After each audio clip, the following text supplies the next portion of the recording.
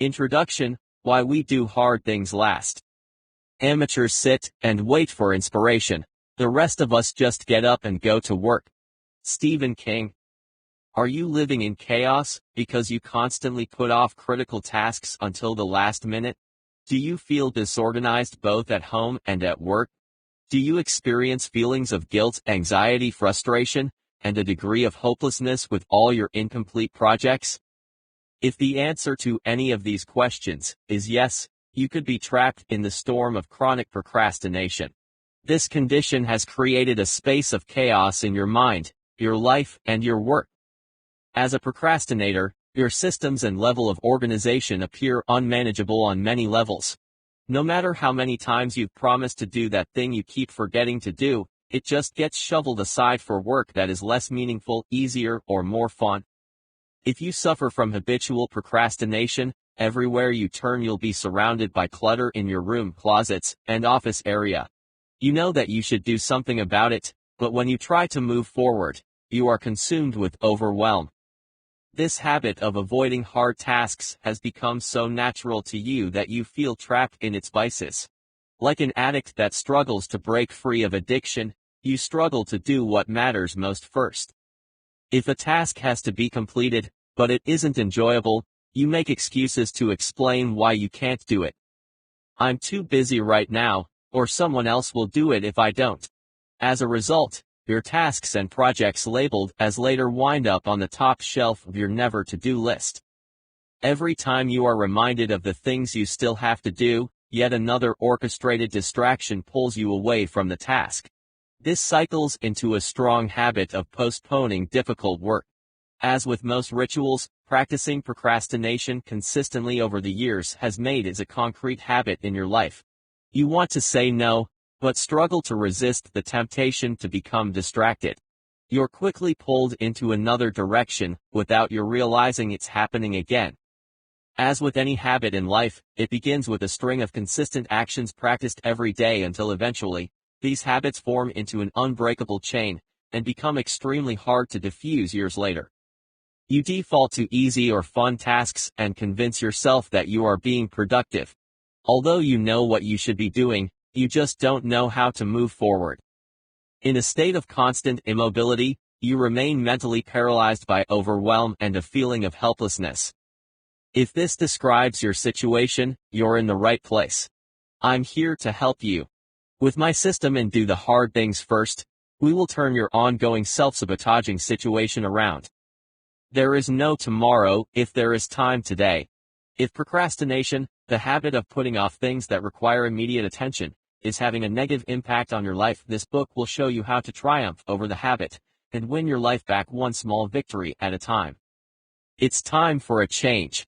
It's time to start winning instead of losing to the battle that has consumed your life, the battle against procrastination.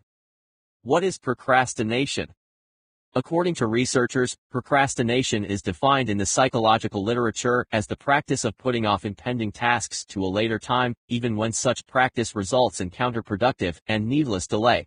It is the act of delaying work that you know needs to be done, but you choose not to do it in favor of an activity you enjoy. This isn't necessarily a bad thing. Besides, we all have the right to act lazy, or favor watching TV over cleaning the living room. But procrastination becomes a problematic habit when the damage incurred is extended over a long term, often branching into decades.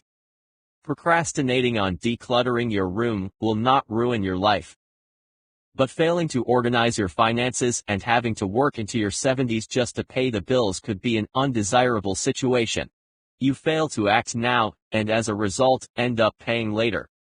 Procrastination can be further defined as the state of acting against all common sense or judgment. For many people, it's a loss of self-control, or poor self-regulation. Instead of doing the work that really matters, you might fill your time with worthless activities that make you feel busy but amounts to nothing by the end of the day. Procrastination is a form of self-defeat and self-sabotage.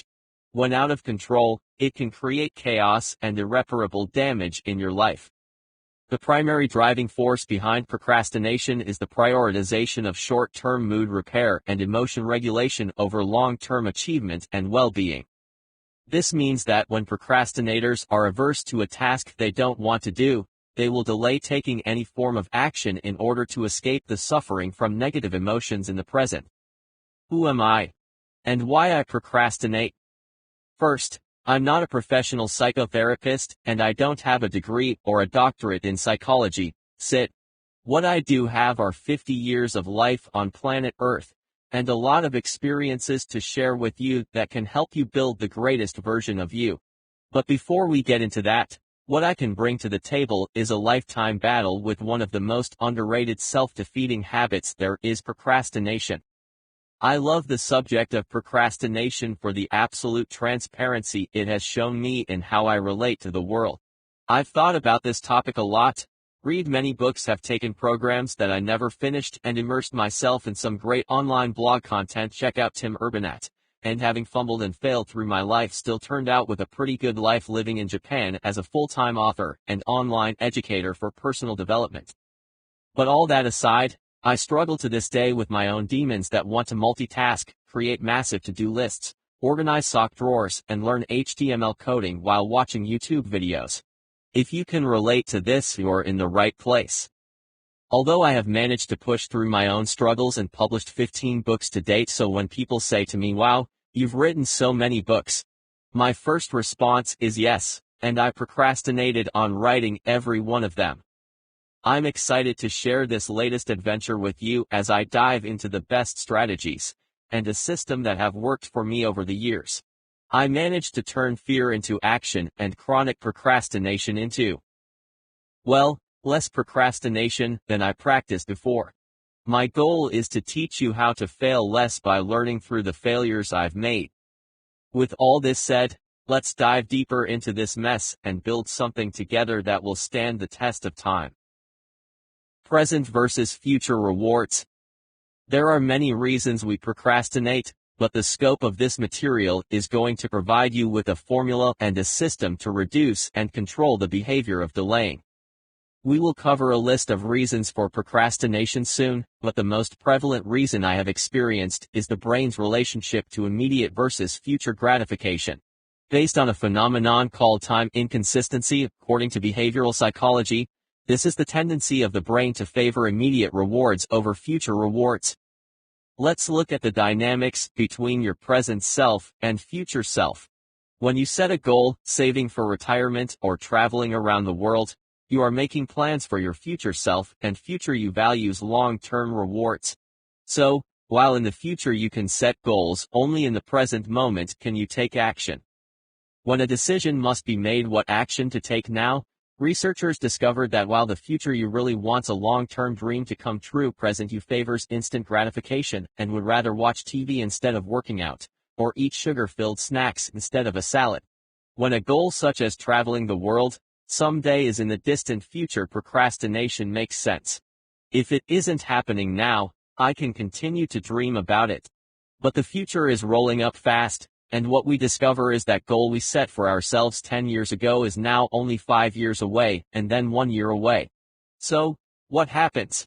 We extend the timeline. You tell yourself, I'll just go after the kids are older, or when I finally get around to getting the money together. But that never happens. We talk about it, but take little action in the present moment to make it a reality in the future.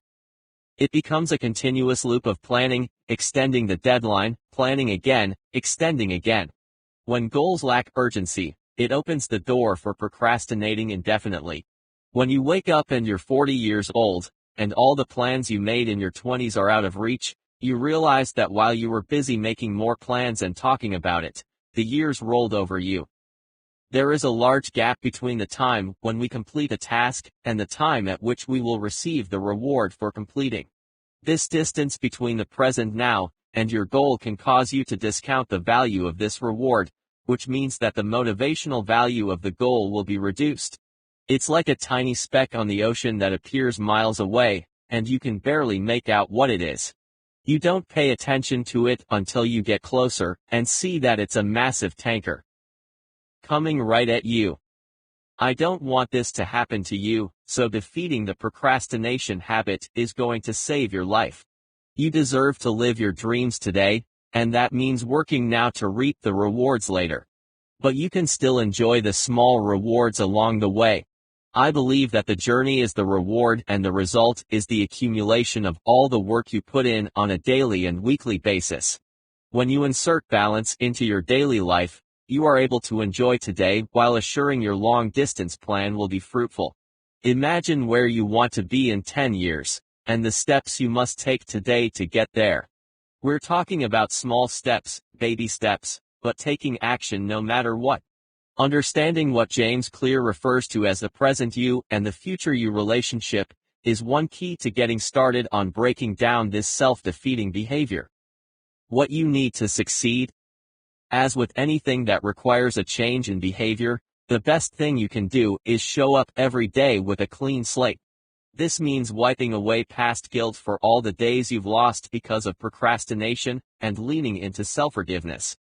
Yes, right now, before we go any further, stop what you're doing, close your eyes and say, I forgive you, your name. Now let's do this. In fact, this should be the first thing you do at the start of each day. You need a mindset that is open to learning. You will fail and stumble, and there will be days when self-doubt hijacks your confidence. When you think about giving up and going back to the way things used to be, your comfort zone, I want you to visualize the consequences of this decision. Bring your mind back to the present moment and the journey. The comfort zone is a place for old behaviors, and a shipyard of bad habits that constantly fail us. My goal is to take you out of your comfort zone, even for just a short time, to show you greater possibilities that exist. The greatest ideal you can bring to the table is your determination. This is how you will push through anything that gets in your way. You will succeed by showing up to play, even if it means losing most days. You will show up to learn, even if it means working longer days. As Tony Robbins always says, it's not resources we are lacking, but resourcefulness. When you have an attitude of unlimited resourcefulness, you will always attract the resources. You have everything that is needed to succeed in this course, in your life and beyond. I can give you the tools, but it's up to you to put them to use. This is more than just a book about overcoming procrastination or building better habits. You will do these things, but the outcome in Do the Hard Things First is about knowing why we put ourselves in these situations, and then creating a solution to heal old behavior. If you are not willing to risk the usual, you will have to settle for the ordinary. Jim Rohn. What you'll learn in doing the hard things first. Benjamin Franklin once said, don't put off until tomorrow what you can do today. In Do the Hard Things First, I will teach you my practical system I have developed and used to recover from a debilitating habit of chronic procrastination spanning over 3 decades. I've done a lot of procrastinating in my life, and while I relied heavily on the practice to cope with reality, I recognized the harm it had caused, and would continue to cause if I didn't take definitive action and replace this bad habit with a set of healthy behaviors. Procrastination, which I refer to as task avoidance addiction, reduces your energy when all the incomplete tasks pile up in your head. In a mad shuffle to finish tasks at the last minute, you end up failing to do anything worthy of quality. Remember, if a thing is worth doing, it's worth doing to the best of your ability. The habit of doing hard things last, or not at all, is a trap. The moment you fall into the trap, you make a pact with yourself to do it later, on a better day, at a more convenient time. But time slips away. Days become weeks. Weeks become months, and a year passes by. Overwhelmed and ashamed, you handle this condition by making yourself busy doing other things. When you look at all your must-do items on an endless checklist of never-ending tasks, you sweep everything into the corner with every intention of getting to it soon. In this situation, we tend to choose the easy things first to experience a sense of getting something done, even if it isn't what should have been done first. You ask yourself, what is the harm as long as I'm working? But the question is, what are you working on? I remember working 14-hour days, and when I reviewed the tasks completed, I didn't have one. Spending 3 hours a day on email is not a priority, and yet, I would find myself stuck in an inbox of endless messages, because this appeared to be easy work. The mind has been trained to do work that is easy and fun. You have strong intentions to take hard action, but feeling deflated and defeated, all your energy goes into looking busy, with little to show for it. Most of our incomplete tasks and projects remain there, rotting away as we plunge ahead looking busy to the outside world, but getting little accomplished. Meanwhile, your business partner needs you to sign the contract releasing company funds. Your teenager is waiting on you to decide about summer camp. Your manager is waiting for the report on the new hires due 2 weeks ago. Your customer is waiting on the new course material you promised to deliver months ago. Your spouse is asking you why the bank has called 3 times this month about a missed mortgage payment. The list is as endless as are the excuses. Why do we avoid doing hard things? There are many reasons and no good excuses. But be honest with yourself. This isn't who you want to be. You hate putting things off. You want to be more dependable. You want to work hard and succeed. You want to enjoy helping other people succeed. You want to be organized and feel great about yourself without suffering the shame and guilt of this self-sabotaging task avoidance habit. You love challenges and can handle anything.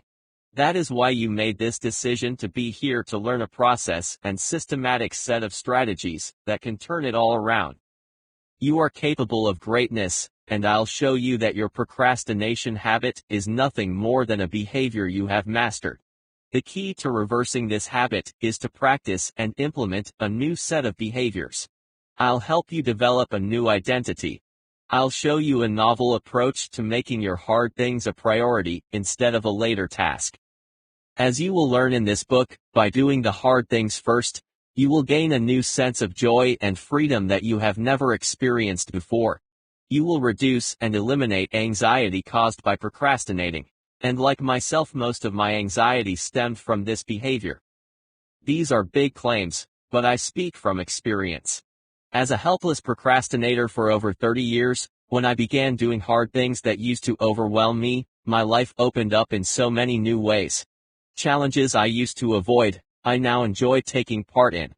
Work I used to throw under the bed and forget about now ended up on my priority list each morning. I know this freedom exists, and I know that you can also have this freedom if you really want it. If you really want it. I state this with emphasis because I know change is challenging, but the rewards are life-changing. You deserve the best, and I don't want you to shortchange yourself anymore. Remember, procrastination, or bad habits of any nature, is not a trait you're born with.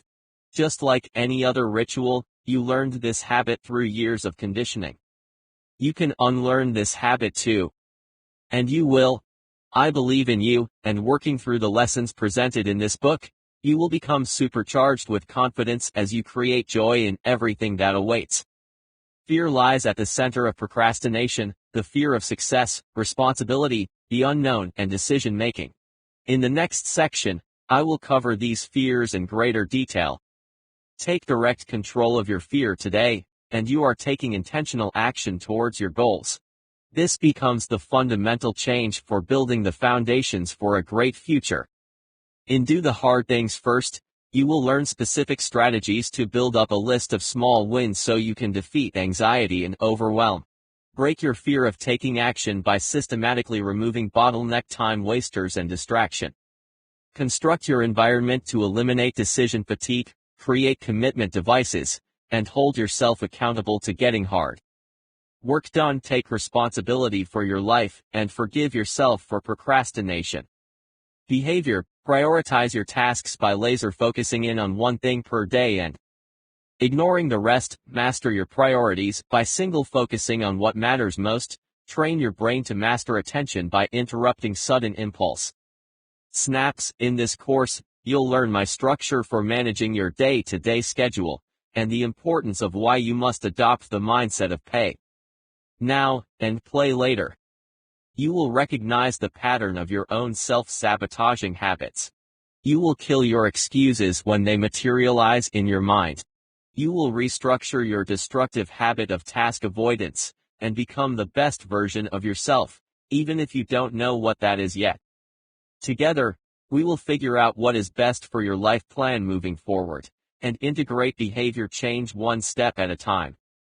The system laid out in this book is structured to save you time, increase your mental energy, and teach you to think from a place of confidence instead of fear. You'll learn how to focus in on your number one tasks for the day, eliminate overwhelm, and become the best version of yourself in all areas of your life. You will learn to rewire your brain to complete the tasks that scare you. I will introduce you to a framework for building an action-focused system to use for the rest of your life. You will develop an action plan and a personal program for defeating procrastination on a day-to-day basis. Content breakdown: how to implement, do the hard things first. To avoid unnecessary confusion and set you up for success, I have deliberately made the lessons in this book easy to follow. If procrastination behavior has always been a struggle, this is where the struggle ends and winning begins. For this book to help you, it requires your commitment to follow through and practice all the strategies as they are laid out. Here is a simple breakdown of the 4 parts in DTHTF. Part 1: Understanding your fear. I will talk about the 5 fears associated with task avoidance. You will identify with the greatest fear holding you back, and over the weeks and months to come, chop away at this fear until free. We all have fears that impede progress, but to address these issues you must know where the problem originates. In addition, you will learn to identify excuses that become roadblocks to taking purposeful action. Part 2: Practical steps for doing hard things. This is the meat of the system and comprises 22 strategies for procrastination recovery. You can read through these steps in just a couple of hours and be on your way to taking direct action. I explain the importance of each step and how to integrate them into your daily flow. My advice is to focus on one step at a time and then integrate stacked the strategies as you make progress. Part 3: Breaking big obstacles. This section takes you through the 3 core areas where you can apply the strategies. These are the big obstacles that can hold you back. As you work through the system for breaking procrastination, you will create a natural synergy for recovery. Taking action always defeats any form of negative conditioning. In breaking big obstacles, you will learn how to break your negative conditioning. Eliminate anxiety and overwhelm. Crush your limiting self-talk. Part 4: Scale up 5 key areas. In this part, I give you strategies for managing 5 key areas of your life. Learn how to do hard things to improve your health, around home, workspaces, personal finance, personal relationships. All the strategies are straight to the point. By using them, you'll learn what you need to do to take specific action that generates results. This system works if you're a business owner/entrepreneur, a stay-at-home parent, a student, or a digital nomad living the freedom lifestyle. The reason is that procrastination is an issue we all deal with. From high-performance strategists to young adults, the need to delay work we don't want to do is a human element. Everyone loves to be lazy and take it easy, and there is nothing wrong with that. My goal with this book isn't to turn you into an efficiency machine, but rather, help you break through obstacles holding you back so that you can take your life to the next level. The time has come for you to overcome this negative self-destructive habit. Life is too short to waste the little time you have. I believe that together, we can make a difference. Let's dive deeper into Part 1. Part 1: Breaking fear, minimizing excuses, and the science of delaying gratification. We lead our lives so poorly because we arrive in the present always unprepared, incapable, and too distracted for everything. Rainer Maria Rilke. Coping mechanisms and procrastination. Procrastination is not laziness, I tell him. It is fear. Call it by its right name, and forgive yourself. Julia Cameron. Do the Hard Things First is designed to help you develop a system for dealing with and winning over procrastination. This is a complex issue, but it doesn't have to be complicated. If you can identify the coping strategies that you favor when the procrastination habit is triggered, this gives you an edge over old behavior. A coping mechanism is an internal manipulative function that we have programmed to give us permission for acting out without restraint. Knowing how you delay important tasks leads you towards better strategies to combat the problem. The question to ask yourself is, how will I respond the next time I catch myself putting something off?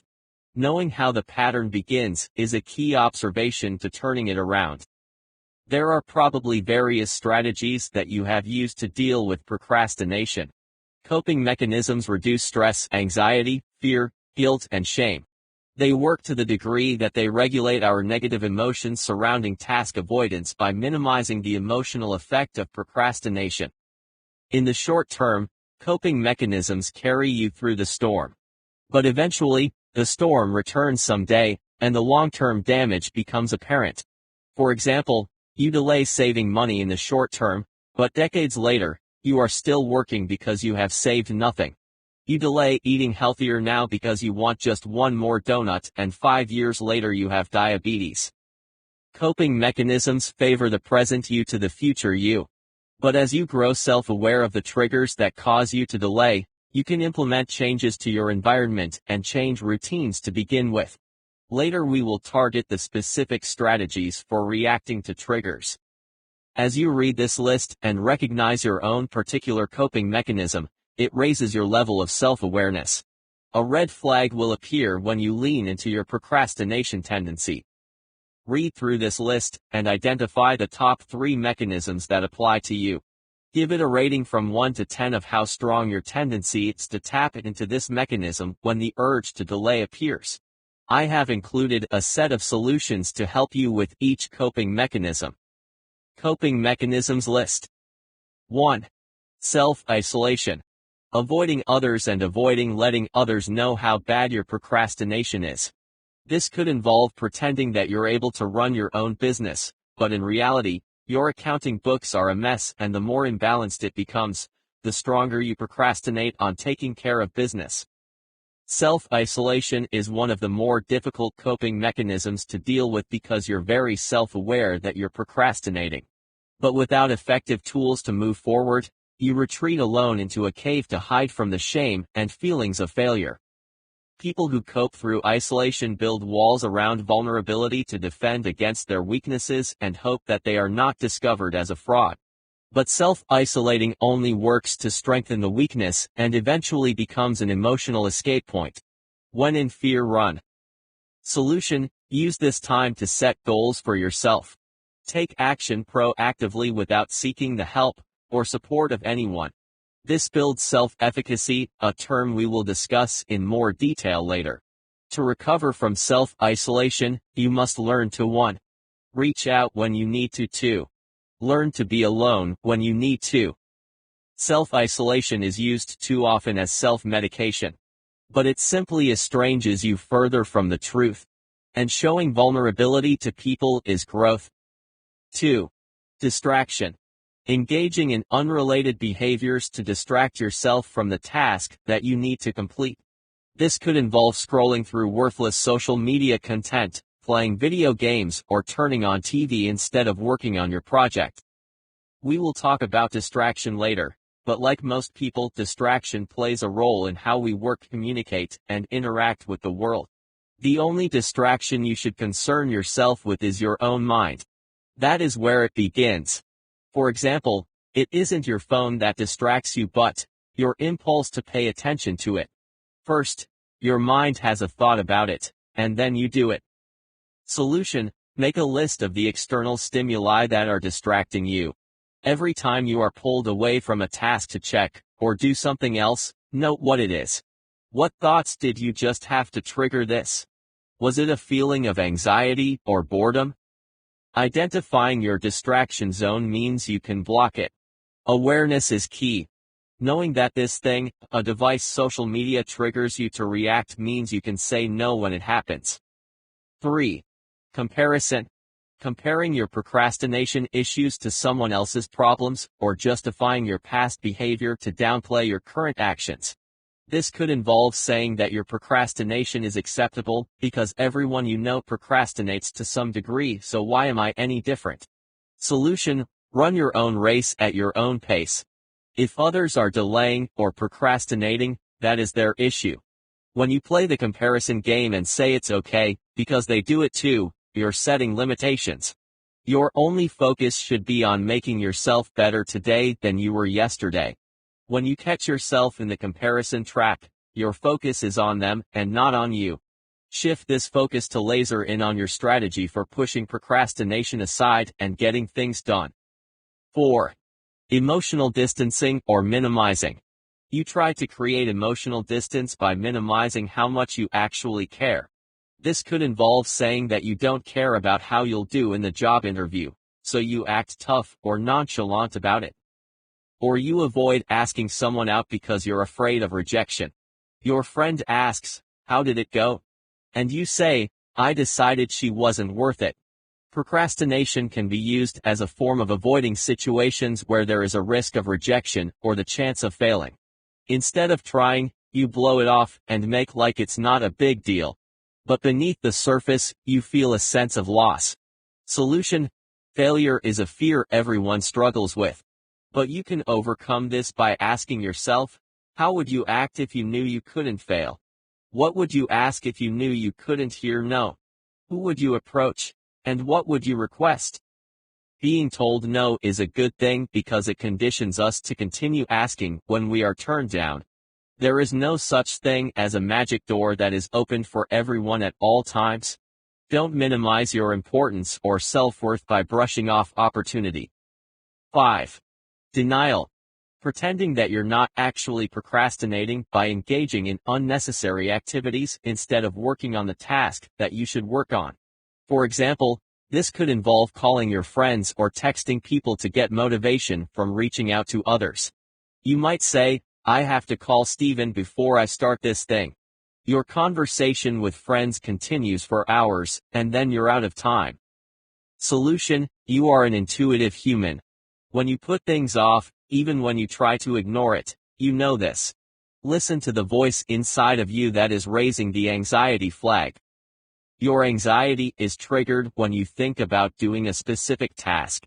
For example, when there is a form that I need to fill out, and every time I look at it, I feel anxious. That means I need to do this thing now. Denial thrives in distraction, but it also stirs up anxious thoughts, pushing you to do it now. Pay attention to this feeling. Take 5 minutes to sit with your thoughts. That thing you're avoiding, take 5 minutes to work on it. We will cover this simple strategy in detail soon, but the 5-minute rule is a game changer. 6. Avoidance. Avoiding anything related to the task that you're procrastinating on. For example, this could involve having 27 tabs open on your computer so you can easily jump from one task to the other instead of doing the work that needs to be done. We will talk about task avoidance throughout this book, and I'll arm you with the best strategies for tackling task avoidance. Solution: procrastination begins with specific triggers that pull your attention away from what needs to be done. Pay attention to your thoughts. Before you become distracted, you will have a thought to check this or go do that. Take 5 minutes and close your eyes. Think about the task you need to do. Visualize doing this as an every morning or evening habit. Stay in the moment and target your work with laser focus. If you're avoiding taking purposeful action, look closely at the emotion holding you back. Is it the fear of failing? Is it the fear of change? Is your comfort zone holding you back? In Do the Hard Things First, my purpose is to teach you how to condition your mind to ignore the pull of your distracted mind. Distraction is a choice that begins with a decision by default to run after a task that has nothing to do with what really matters. Start with present moment observation. I use a meditative technique to condition and strengthen my mind for not responding to sudden urgencies or emergencies. In my meditation, I use a form of positive self-talk where I visualize doing the action that I'm procrastinating on. Then immediately after the meditation, that lasts about 10 minutes, I take one small step towards doing the task. 7. Valorization or identification. Taking pride or pretending to take pride in how much you procrastinate. For example, this could involve boasting to your friends about how much you procrastinated before an exam. You might say, I'm such a procrastinator. And attach yourself to the behavior as if it's something to celebrate. Externally, you make light of the fact, but internally, you're feeling like a loser and trapped in the behavior that is failing you. Solution: you're not a procrastinator. That is a behavior, and you can change that. Later we will dive into a strategy for stripping away this false identity. When you catch yourself saying, "I'm a procrastinator," remember that you act the part you play. If you play the role of a procrastinator, you'll continue to act this out. Replace this with, "I'm an action taker." You will take more action and be less stuck. 8. Making big plans that never happen. This is also known as wishful thinking. This happens when you focus on what you wish you could accomplish instead of on what you're accomplishing in reality. You make false promises to yourself that things will be different in the future. This is the short-term/long-term battle that everyone struggles with between your present self and future self. For example, you talk about all the goals and big plans you are working on, so that it appears you're highly productive, a big shaker and mover. Meanwhile, when nobody is listening or looking, you fall back to watching TV or daydreaming about success, while no work is being done. You fall into a pattern of living your dreams, without actually living your dreams. But as long as you keep telling yourself that someday I'll get around to it, you can continue to procrastinate about doing anything to make your dreams a reality. Solution: focus on one goal at a time. Make it a small goal. Avoid committing to a big goal that overwhelms you. When you feel stress or pressure to succeed, and you don't, you will fall back into a habit of avoidance. For example, if your goal is to get into great shape, start with 5 push-ups in the morning. Or 5 minutes of running. Make the goal small enough that you can get a small win quickly. The next week, take it up to 10 push-ups or 10 minutes of running. 9. Externalization. You blame your procrastination on external circumstances or causes that are out of your control. This could involve claiming that you can't start working out because the gym closed for the week. You can't clean the bathroom because you have run out of paper towel. You can't call the bank about your late mortgage payment because it's lunchtime, and they must be busy with many other clients. The list of external excuses are convincing, but there is always a way to do something. Remember, as part of your conditioning to avoid hard tasks, you are programmed to seek the best excuses for why it can't be done. Then you look to validate your excuses with evidence. It's all geared towards putting it off until a later date when you will get to it. Just not now. Solution: external circumstances are not to blame. It's a game in your mind, and the way to beat it is to stop playing the game. Decide right now that you will not buy into any more excuses from your mind trying to run the show. For example, I can't call the bank right now, but I can send an email. I can't clean the bathroom floor until I get some disinfectant, but I can wipe down the mirror and clean the tub.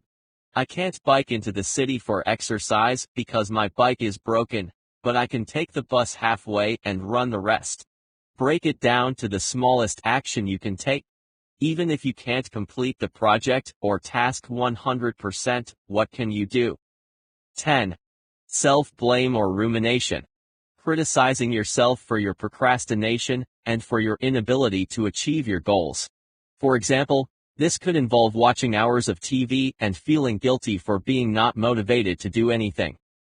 You are fixating on your mistakes and constantly thinking about how you procrastinate, and then guilting yourself for being so lazy. To compound the feelings of worthlessness, you begin to eat junk food and feed into your own self-loathing. Here is one solution to break out of this pattern. Solution: the healing journey begins with taking control of responsibility. By owning your future and stepping into a self-leadership role, self-blame drops away. You're now empowered to take charge of your own life. There is opportunity and growth in taking charge of your life. Write down an empowering statement that positions you for being the leader you have always wanted to be. I will cover this in the next section. Taking full ownership of your life is the first step towards recovery from procrastination addiction. These coping strategies can apply to other areas of your life. Overall, they are set up to fail you even though it appears that you're getting away with it. Pay attention to the excuses you use when delaying something. Are you really too busy now, or just waiting for the perfect moment that will never arrive? The cost of self-sabotage.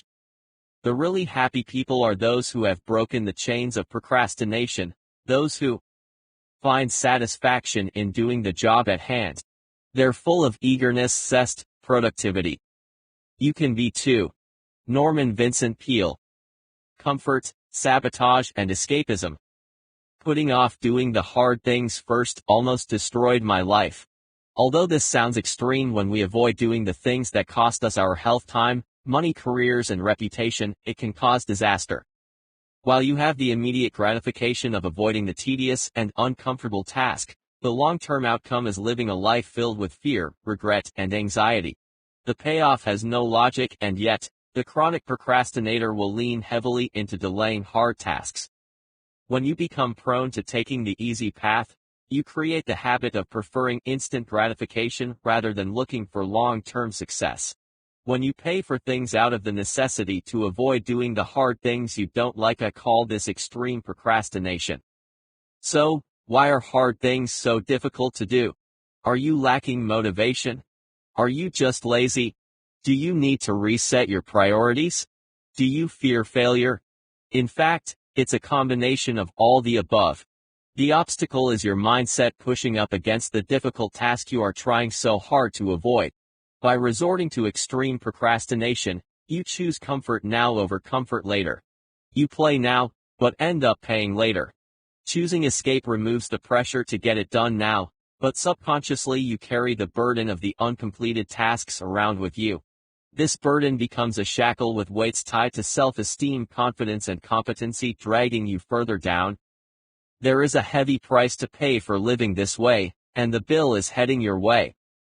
But it's not too late. You can shift this form of self-sabotage. When you do, freedom is yours. Remember this: by avoiding the difficult work, you choose to do something else less important, less engaging, and chances are, less challenging. You spend more time thinking about doing it, and creating excuses for why it can't be done. When you suddenly have the time for it, you get busy with another task. So, why are you thinking about it instead of doing it? Why avoid the tasks that bring positive momentum into your life and fill you with energy and enthusiasm? It begins with the fear of danger. You avoid fire because you know it burns. You run from a predator to avoid being eaten. This same psychology is how you feel about doing hard things, and even though you're not in danger of becoming physically burned or eaten, you're burning your house down through procrastination. I have seen people go bankrupt, lose their jobs, and in severe circumstances, lose friendships and ruin relationships. Another reason is a form of self-sabotage. You don't feel good about yourself. You think you're lacking in motivation when really, it's a fear of failure. You subconsciously believe if you try to succeed but fail, the game is up. You will let people down. The only alternative is to not do it, and by keeping it on your to-do list, you know it's in the background even if it's never completed. This is a fallacy promise. It's failure by false intention. By following this tenet, you end up tackling the easy tasks first to experience the transient euphoria of accomplishment or progress. I understand the temptation. There is always a later. There will always be tomorrow, and when tomorrow arrives, there is another day. And another. How simple life is when you can guarantee the coming of another day to do the things you want to avoid today.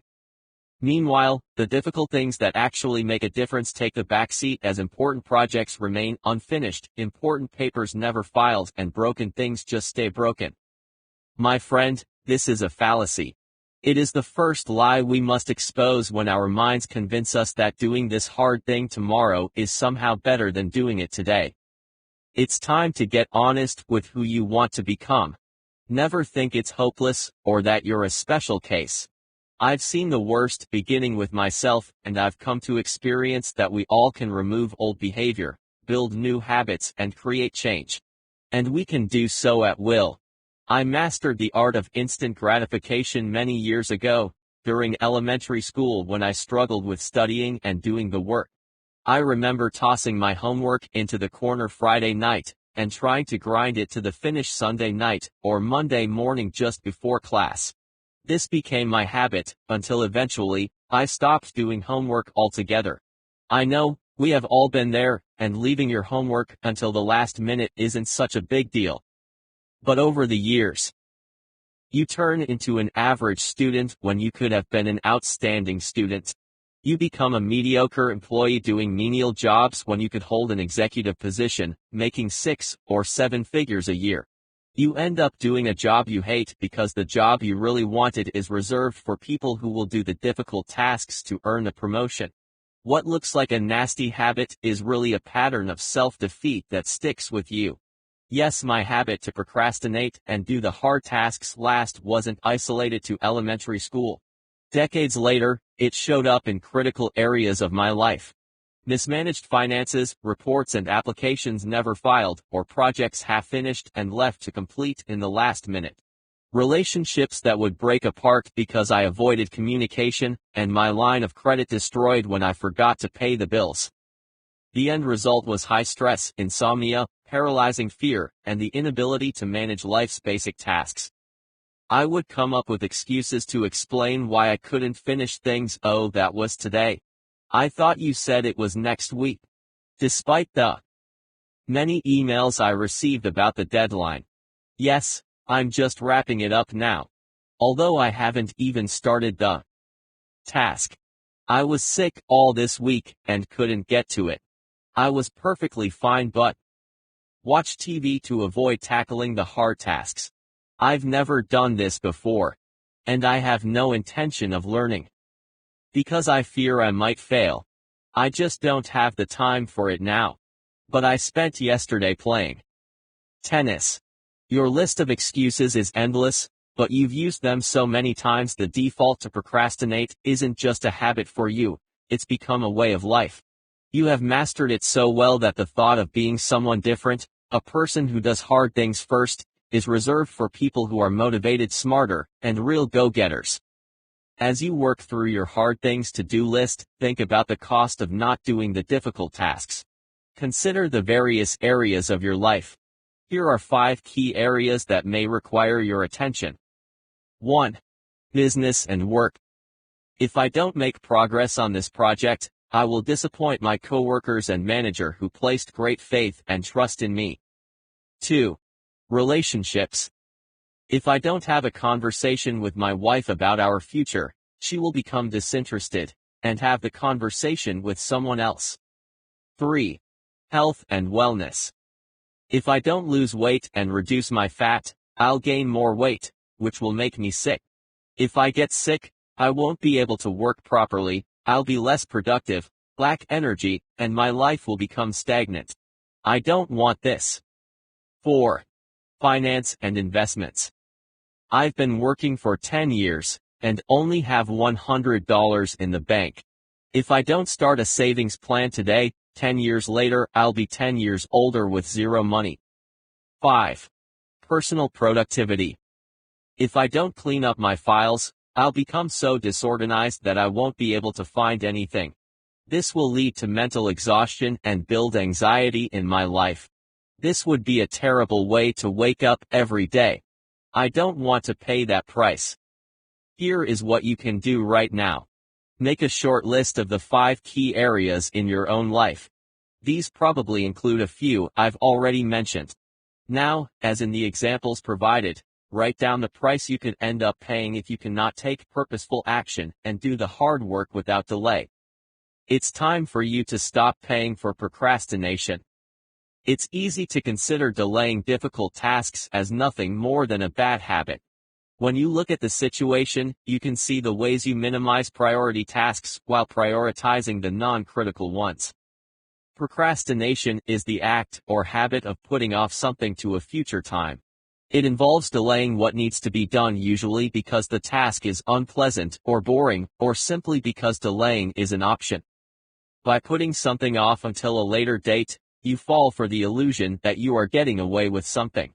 However, No matter how insignificant this appears, you will end up paying for it later when you intend to work on critical tasks that require your immediate attention. And you can't or won't be able to start. To illustrate, here's a true story of my own attempts at self-sabotage. Several years ago, I received a bill on one of my 2 credit cards. I received the bill for the new card I'd used only once. The total came to $600. Not a problem. I had the money. But because I hadn't set this card up with my bank account, it meant I had to drive across town to pay it at the bank. That was too much effort for me, so I tossed the bill in the corner and told myself, I'll do it Friday. By the time Friday arrived, other things had come up. The bill stayed where I'd tossed it, and a month later, the credit card company sent a reminder. This one, I also tossed to the side and said, yup, this week I'll do it. But I never did. More reminders arrived. I could have tacked them on a wall, but instead, I made more excuses. I told myself I'd always paid my bills, so why was this any different? My excuses were valid. I was too busy, but had every intention to get to it later. There was always a later when I wanted to delay something. There would be a perfect day, a better time, a more convenient day of the week. Now, I live in Japan, so everything is in Japanese. While I can read the language, in my mind, I was going to play dumb and pretend I couldn't understand what they were asking. Finally, the reminders stopped coming. I was relieved. Until they sent one final warning. I procrastinated again. I delayed taking any form of action. I pushed the task out of my mind and filled that space with more interesting activities that fueled instant gratification. The last letter I received hit home. My card had been canceled. My account canceled. But also, my other card had been canceled too. In fact, the company canceled everything after the account went to payment arrears, and I had lost my credit clearance. All because I wouldn't drive to the other side of town to pay a bill for $600. Before this, I'd always paid my bills, never missed a mortgage payment, or had a creditor call me.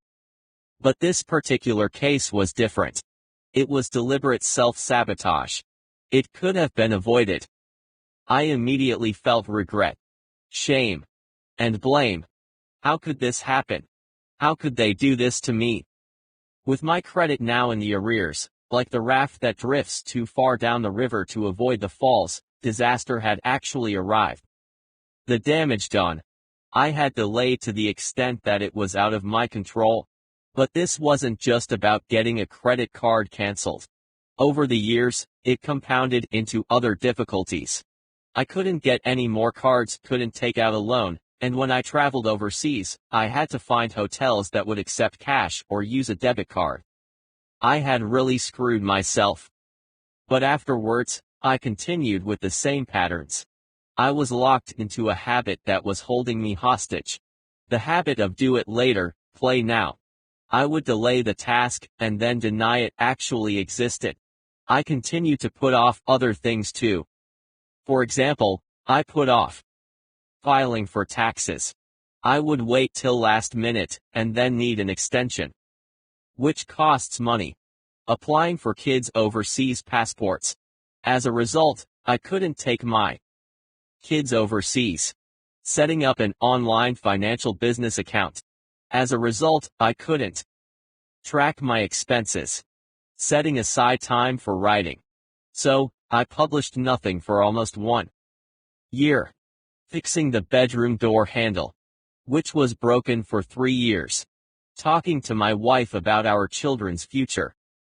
These could well be listed as hard things, and when we put off the hard things until later, we set ourselves up for failure. Later. For many, this is more than a bad habit. It has become a crippling, self-defeating behavior which has disastrous consequences. Habits are reversible, but to reverse the bad habits, we must realize them so we can stop practicing them. When it comes down to it, the habit of critical task avoidance is nothing more than a pattern of repetition, a pattern we must break. Fear needs to be seen as a compass. Because that feeling is telling us we're onto something. Introduction to fear. For procrastination, fear has a strong undertow effect. Fear sucks you in and pulls you down. It immobilizes you and makes you powerless and fearful to take any action that could lead to failure, risk, or overwhelm. All procrastination is hidden behind fear. It's often implied that people who procrastinate are lazy. This is far from the truth. Most habitual procrastinators I know are hardworking, smart people who want to do their best in everything. We procrastinate out of fear because we care. I don't know you personally, but I'm going to guess you're a hard worker who cares about doing their best at work, at home, and in your personal growth. You want to maximize your value and time and move away, escape from the fear that stands between you and all your dreams. Practicing task avoidance is the barrier to everything you have ever wanted, and you must break it down. Doing the hard work is broken down into 5 core fears: fear of commitment, fear of failure, fear of the unknown, fear of decision-making, fear of criticism or negative feedback. Each fear is attached to a series of excuses that give you all the reasons you need to delay action. Your goal is to break the connection to the past identity that was grounded in fear, and free up the new version of you that desperately wants to push forward beyond the comfort of your self-imposed limitations. When it fuels your passion to succeed, fear is a good thing, but only if you learn to control the experience. You can do this by identifying the excuses running through your mind. You must train your mind to rewrite the messages it's feeding you. Let's break down each fear, one by one. This will free up your mental capacity and make room for positive reinforcement. Fear number 1, the fear of commitment. Fear keeps us stuck in the do nothing and hope for the best situation. When I'm procrastinating on a deadline, I feel like the runner in a race that is still at the start line, while everyone else has already entered the course and is racing for the finish line. I'm too afraid to lose, so I stay behind because doing nothing is better than doing something and failing. This is where the fear of doing hard things begins. You opt for total self-defeat by making a promise with yourself that you will do it at an unspecified time in the future. It won't be now, but you intend to do it soon. Someday. Later. When you feel like it. A voice inside whispers, "You know this isn't true." In other words, you don't really intend to do it, but as long as you tell yourself it is on the to-do list, you can believe the lie. This is a commitment based on false intentions. The fear of committing to doing my hard thing is mired in doubt and uncertainty. What if you need more time? What if you get halfway done and decide this isn't for you? To overcome the fear of committing to doing hard things, I decided to tackle all things that created anxiety. Everything I usually avoided doing, having serious conversations with difficult people, forms I never filled out, clutter that would pile up after months of pretending it didn't exist. As I tore apart all these fabrications, it was like ripping into the chaos of my fearful mind, where everything was wrapped up nice and tight. To reach the truth, I repeatedly asked myself this question: why are you protecting your fear? I immediately went to work in my journal and brainstormed all of my thoughts. Here is what I came up with. The answer: I might fail at doing the work that matters. The truth: by putting off important tasks for my life and business, I am failing anyway. If I had to sum up the best way to the procrastination habit, I'd refer to Seth Godin's advice on shipping. Sometimes we mistakenly believe that we're building something that takes time, but what we're actually doing is hiding. We stall and digress and cause distractions, not because the work needs us to, but because we're afraid to ship our work out to the world. Everything became clear when I took a step back and observed my work habits. All the things I was delaying were damaging my business, my life, my finances, and all the places in between. I had built the habit of delaying, so I could feed my fear of shipping. For me, it was unbearable to arrive at this realization. But when I learned to confront my fears and consciously saw the damage procrastination was creating in my life, I began making room for growth. I only started growing by cutting loose of old habits and committing to the process of continuous change. Later is the enemy of creativity and transformation. Here are 3 more reasons that could hold you back from committing. You're waiting to become motivated before doing anything. You think you'll do it when the motivation hits you, or when you feel like it, but you can rarely trust your feelings with procrastination. Motivation comes with working, and if you can inject energy and interest into the task you're working on, it will create the inspiration you seek. The motivation you seek is hidden behind the clouds of fear, doubt, and uncertainty.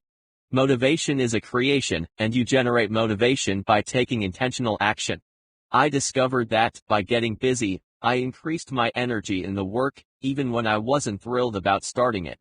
A lack of motivation can be caused by stress, fatigue, overeating, or negativity in your social circle or work environment, but it isn't because you are lazy. You want to succeed, and you want to do this thing, and you will as soon as you apply action to the task. You feel overwhelmed at starting the project. Doing something is always better than sitting and doing nothing. When drilled down to its essence, taking action puts your brain and body into motion so you can push through difficult circumstances. Even when the action you're taking is uncertain or unrelated to the intended outcome, when it's time to get busy, find the simplest task you can do and work on it. To illustrate this effect, one of my business connections works in an office. On some days he feels completely overwhelmed with his schedule of meetings, emails, more meetings, time commitments, and so on. So when he is alone and needs to find a motivational task, he makes Christmas cards, even if it's June. He figures that he will use them soon enough. I have another friend who staples together office reports when he feels himself putting off heavy tasks. This simple action leads him into the other tasks. You are focusing on too many distractions. There is no shortage of distractions around the office or at home. Worse still, it isn't the fact that distractions exist, but that you actively seek them out when you want to avoid doing something. An avoidance seeker's greatest glory is to uncover a reason they can't get something done. Now, other factors that impact you personally may be if you have ADHD or anxiety disorder. This makes distraction seem like a natural part of your routine. But if this is the case, it's all the more reason to work hard at overcoming the distraction addiction. Despite living in extraordinarily distracting times, you are in control of your own mind. Nobody else is telling you to focus on this or that. As you will see in the coming section, taking responsibility is the first step to healing procrastination and doing the hard things first. Fear number 2, fear of the unknown. When was the last time you did something without worrying or overthinking the outcome?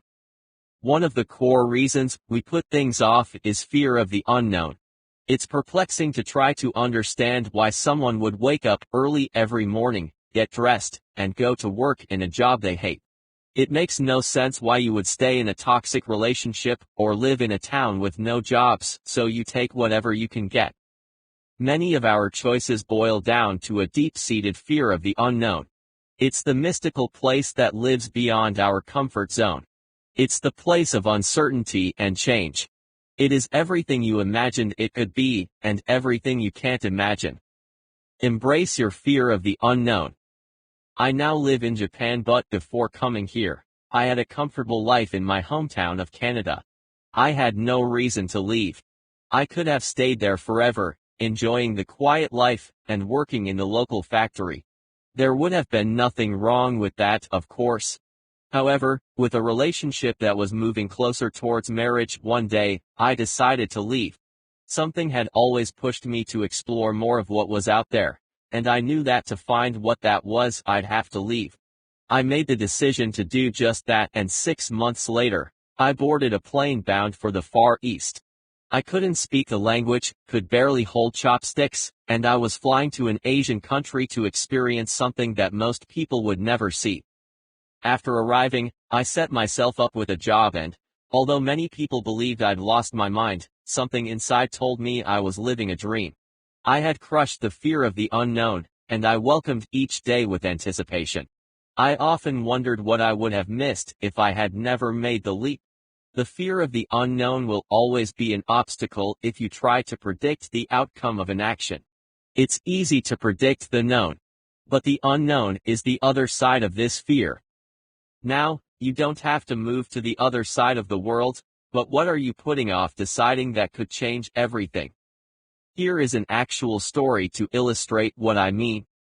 My friend Debbie had been in a terrible relationship for several years. It was abusive both emotionally and physically. When her friends asked, "Why don't you leave?" she would reply, "And go where? Who would want me? At least in this relationship, I know where I stand." Debbie was held back by the fear of what would happen after she left her abusive partner. To her, the consequences were terrifying. Eventually, Debbie left that relationship, and sure enough, after months of improving her self-esteem, she met someone else and completely changed her life. But it never would have happened if she had stayed put. You can't accurately predict the outcome of an action. When the mind locks into the worst-case scenario, it becomes your future reality. You create your future based on the predictability of your past.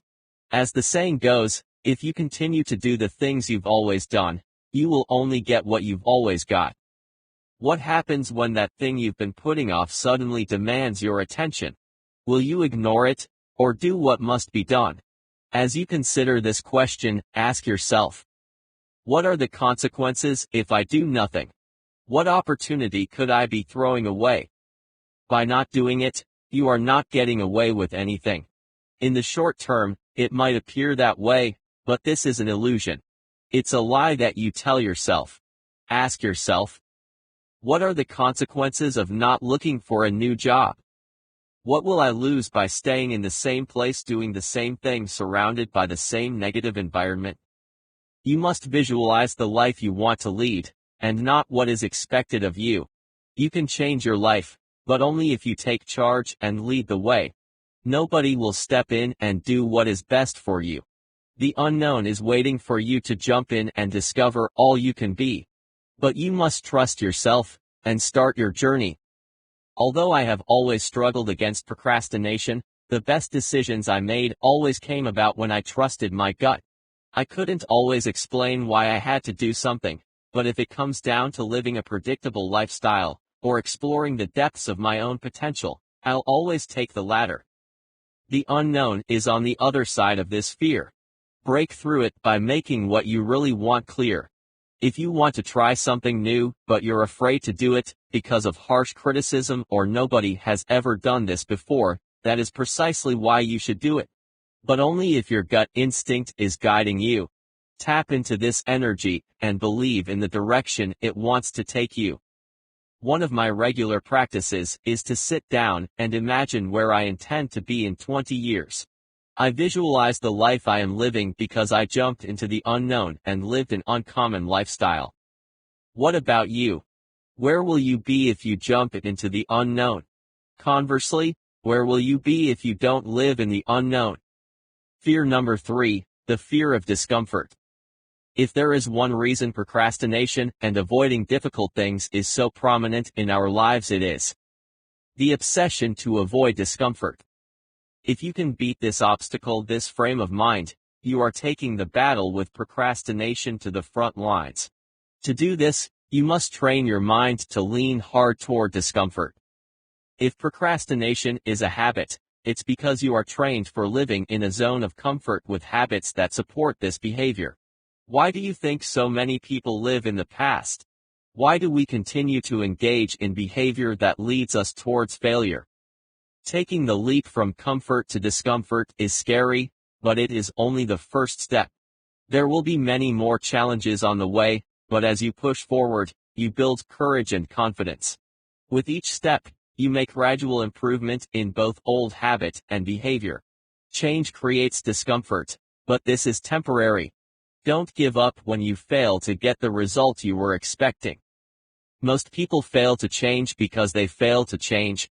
Leaning into discomfort is accepting the reality that life is not designed to be easy. If you believe it is, you're setting yourself up for a fall. Discomfort brings fear, and we prefer to avoid fear in the same way our ancestors would retreat from danger. However, sometimes, the brave soldier would head into battle with no prompt. By leaning hard into discomfort, Everything will eventually become easier. Better yet, you will change your state of mind, and when your emotional state changes, your mindset and attitude also change. All the strategies in this book will make sense. Change isn't easy because discomfort is challenging. Doing the hard thing is uncomfortable. Yes, it is. You have to do the work you'd rather ignore. You have to initiate the conversation with your boss about your contract. You have to call the customer who isn't happy with your service or product. When it's uncomfortable, it becomes an opportunity to grow. Do you want to grow, or stay where you are? If things are easy, you are accustomed to the habit, or routine. Anything that lacks challenge also lacks growth. You may think you're getting off easy by taking the easy way out, but this only disempowers you.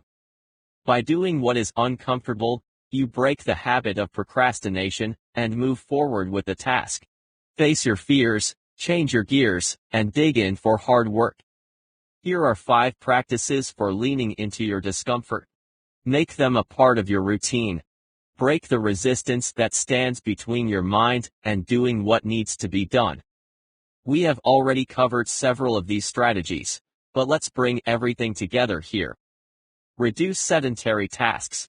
These are the habits that suck you in and steal your time and energy. Instead of exercising, you eat a snack, or lie around watching TV. The next time this happens, start doing the thing you are resisting. Do it for 5 minutes only. Or use the 2-minute rule. Do it for 2 minutes and build a little momentum. Start with the smallest step possible. In 97% of the cases I have seen, people will resist doing a task in their mind, but when they actually get down to taking the first small step, it suddenly becomes easier and accumulates. You know you must write that report, but you haven't started yet. In fact, you haven't even opened the file or the template. So, do that. If it is exercise, put your training shoes on. Do a few push-ups. Do something that gets you moving.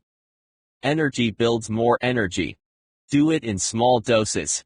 We have a higher risk of putting something off if we see it as a big task. Remember the mountain scenario. You can only get to the top by advancing 1 step at a time. You don't have to do any more than that. Resist the urge to break focus. When working on a task, I often have the urge to stop and go chasing rabbits down a trail. This means suddenly surfing the net, shopping on Amazon, or looking up something that has nothing to do with the task I'm performing. This is my way of leaning back into the comfort zone. When I feel discomfort, my urge is to escape after a short period, but these days, I resist. I'll carry on for 5 minutes. Then, when my mind says you've had enough, let's take a break, I'll continue for another 5 minutes. Or I'll do 1 more rep in my workout, or I'll resist eating that scrumptious cake for another 10 minutes. What you resist always builds a deeper level of discipline for tackling hard tasks. When you resist temptation, eating that cake instead of the apple, and lean into taking definitive action towards discomfort, that task you are avoiding, a shift in mental attitude is the result. This is how you build strong habits, day by day, 1 small step in front of the other. Make a cohesive action list of all the things that make you uncomfortable. This exercise brings a level of deep awareness to what you resist on a subconscious level. It feels so natural to avoid hard things that it goes unnoticed. Create a list of all the things that you don't enjoy doing. Earlier you made a similar list of everything you are avoiding now, but this list can take you to a deeper level. These tasks could track daily expenses, eating better foods, meditation, reading, saving money, or trying something new. Making a list and prioritizing your action tasks increases your level of awareness as to what needs your immediate attention. Focus begins with an awareness of where to direct your energy, and when you concentrate your focus, it zeroes in on your target. Be aware of your escape method. Just as we have triggers that pull us into bad habits and derail focus, your choice of escape method is the way you flee from discomfort. I have discussed several of these, but the greater awareness you bring to the way you escape, the stronger will be your resolve to defeat the getaway method. Everyone has a way to procrastinate, an escape method to distract you from what you need to do, and when you know what that is, you can start turning away from it. As a way to procrastinate, my escape mechanism was to turn on TV by default. So, I got rid of the TV. You don't have to go to extremes, but do whatever it takes, especially in the beginning, until you build your discomfort muscle. This is a muscle that can be built with practice and training. Start now. Most people fail to work on goals in life because they fail to start anything. They sit and wait or get stuck in too many details, leading to overwhelm. This brings on a fear of failure and stirs up memories of things you started in the past and gave up on. You negotiate with your mind and decide now is not the time, and the excuses step in. I'll wait until I'm financially stable. I'll wait until the conditions are better. I'll wait until my kids are older and I have more time. These excuses hold you back and prevent you from ever actually start working on your goals. As the years pass by, you forget the goals that really mattered. If you want to start, you must begin today. If you write nothing down on the blank page, it stays blank until you put pen to paper. Write down one goal you have. It doesn't matter if it's a small goal. Take one small step towards this goal. What is your first immediate step? You must start moving ahead with your goals, and this begins with one thing. You begin everything by taking that first step, and no matter how easy it is. What are you waiting for? The perfect day to start when you have more time, or the perfect day when you're feeling your best? There is no such thing as the perfect time to take action. Many people wait for the external conditions to improve, for things to drift back to normal. You could wait for someone else to arrive and fix the problem. But ultimately, you must take charge of your destiny. There will never be a better time than today, or right now. Why wait when you can take intentional action today? Conditions are subject to change. The best time to begin your life was yesterday. The second best time is right now. No matter what your current present conditions are, rich or broke, sad or happy, scared or feeling courageous, ready or not, we are going to begin right now. Make your decision to stop waiting and start doing. Turn off the TV, move into a silent area, and prepare your mind for what is coming. It doesn't matter where you are in your life right now, how often you've failed, or how hopeless your situation appears. It's never too late to succeed or make tomorrow better than today, and today better than yesterday. For years, I put off cleaning out my closets.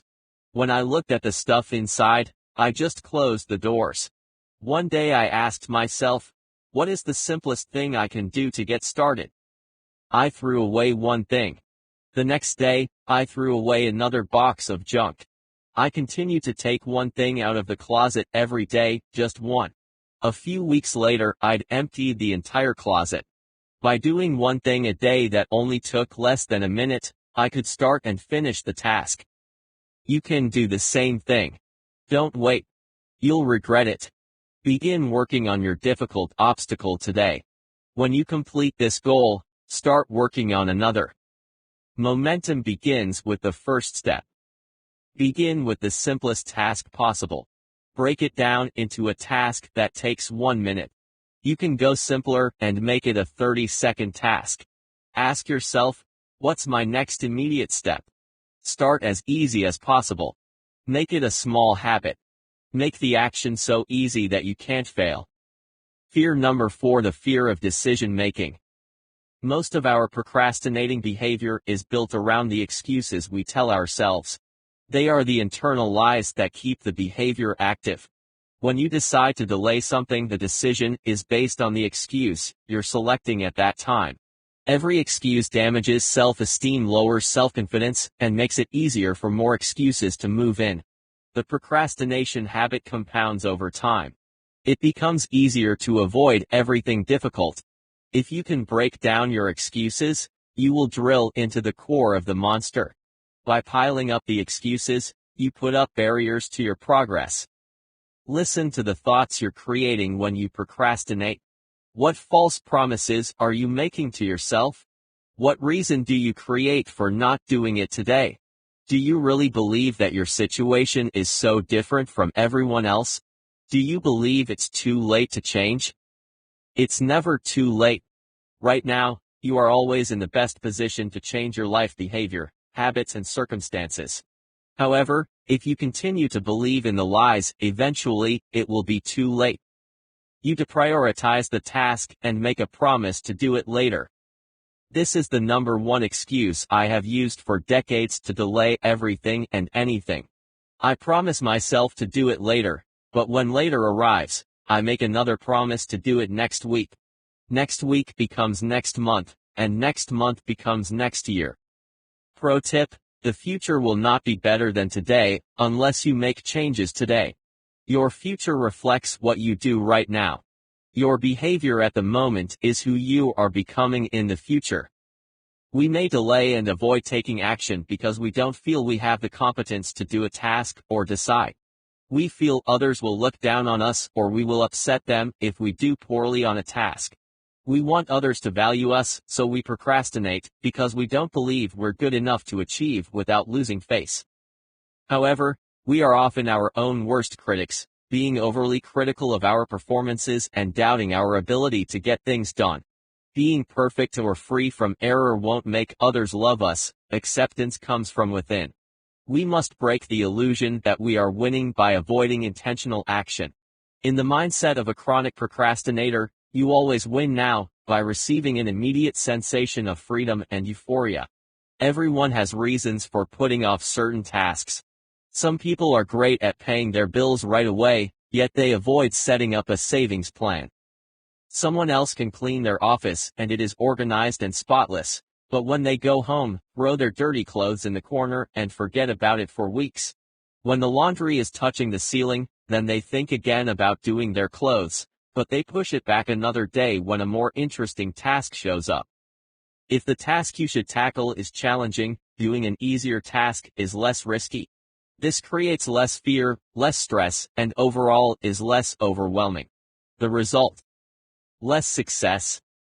The mind is protecting the ego from uncertainty.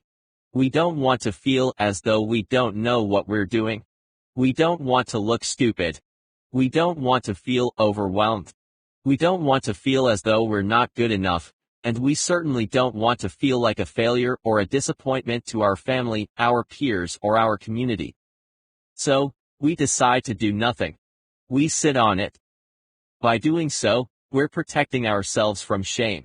One self-sabotaging habit of doing this is avoiding making a logical decision about what needs to be done. The fear of decision-making leads to paralysis, which raises stress and frustration.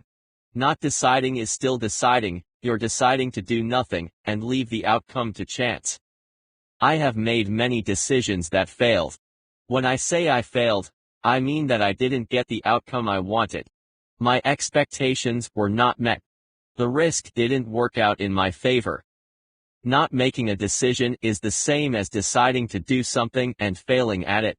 But what if you don't view your decision as a failure, but something you attempted to do in the face of fear? What kind of world would we live in where every decision we made is a guaranteed winner? It's not the decision you fear, but the results it brings. If you decide to pay later and do nothing now, this could increase your level of uneasiness towards doing this thing. Remember, we are dealing with two versions of you. The present self who wants quick wins, and the future you who is focused on who you become by taking action now. Present you would rather watch TV than go for a run, but future you is willing to whatever it takes now to live better later. We make decisions based on these two identities. Present and future self are in constant conflict. As you learn to disengage from your present cravings and desires, and become future-oriented, you will notice a massive shift in your behavior. You can't make an immediate decision and decide to think on it.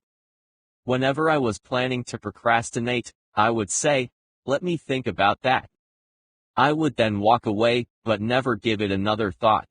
I remember thinking afterwards, I hope they don't follow up with me on this, because I have no intention of doing what they want. Weeks later, I'd run into the same person or my boss would approach and ask about that thing I was supposed to do, and I'd have to ask for an extension. If I let it go long enough, he'd just ask someone else. The habit of "let me think about it" became an excuse to delay making a commitment to something that could be decided on quickly. When you do this often enough, people stop asking you. Eventually, they stop including you in decisions. Then you isolate yourself and nobody bothers you.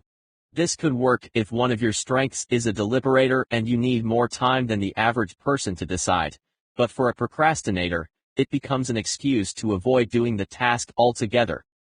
My suggestion: don't let yourself get away with this. If you are in the habit of putting off hard things, this could be one excuse setting you up to fail. It starts with "I'll get back to you later" or "check in with me tomorrow." But when tomorrow arrives, they can't find you because you're hiding in the back of the room out of sight. To overcome this delaying tactic, I decided the best thing to do was make a decision, commit, and do it on the spot.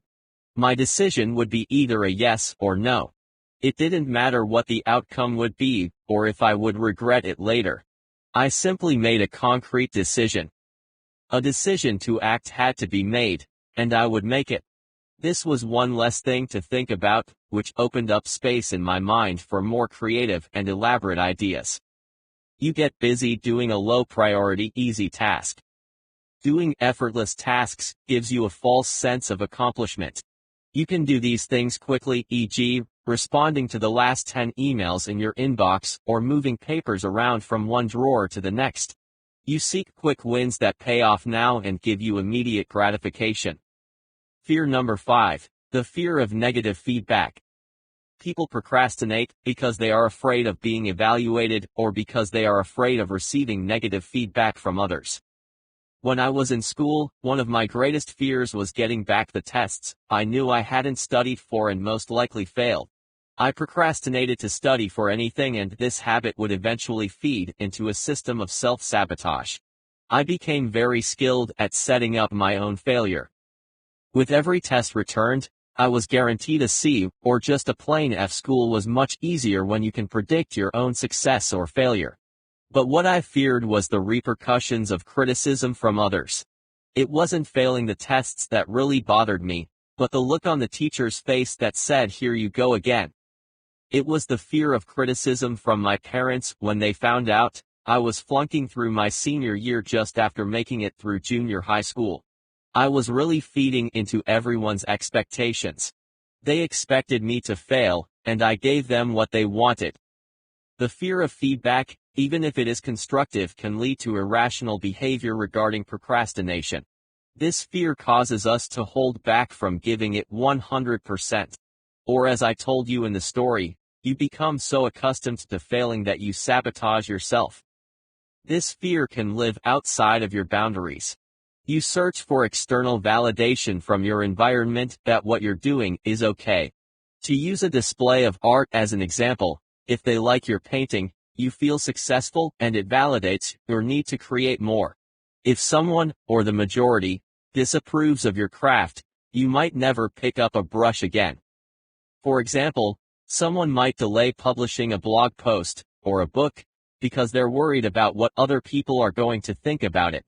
Or the fear of signing up for a new art class because your creative genius will be viewed by others. Most times, people's fears are irrationally exaggerated or unjustified, because the chances of receiving negative feedback are low, or because the consequences of that feedback aren't as significant as they feel.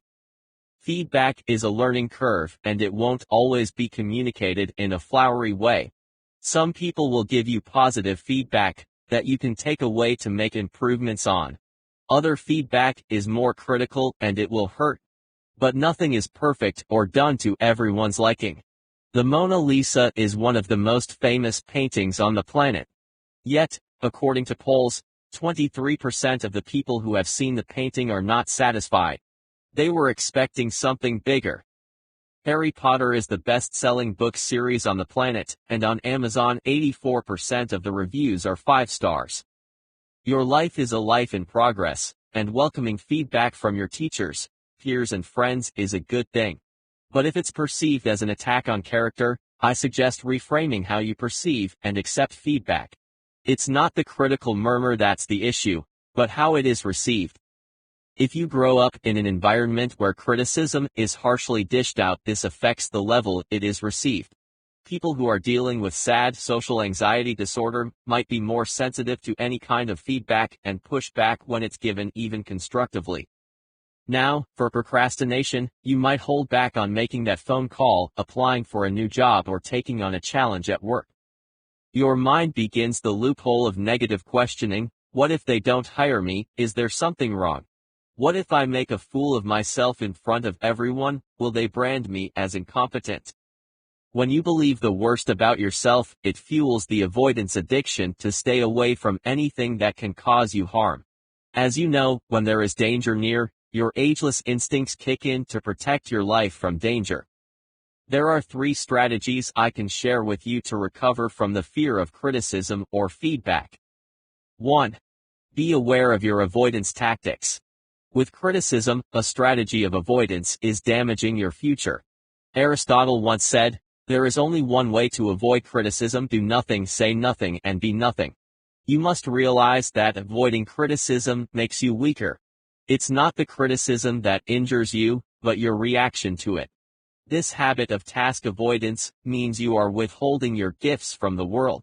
Don't let your fear of criticism stand in the way of your success. 2. Decide who has permission to criticize you. Not all criticizers are created equal, and some shouldn't even have the right to criticize anything that you're doing. Set boundaries for people that may provide you with constructive feedback and dismiss the rest. Mentors are an excellent choice for those on the list because they can provide actual practice receiving criticism in a safe environment, making it a less frightening experience. My strategy is to make a list of people whom you are open to receiving this feedback from. Not that you should disregard anyone not on your list, but start with a short list and expand when you can add someone else. There are people you don't have to hear from, and this could be the case when they are used to criticizing everything you do without follow-up for improvement. Constructive criticism is about listening and receiving with the intention of improving. Someone who tells you, "You did a terrible job of this," isn't interested in helping you.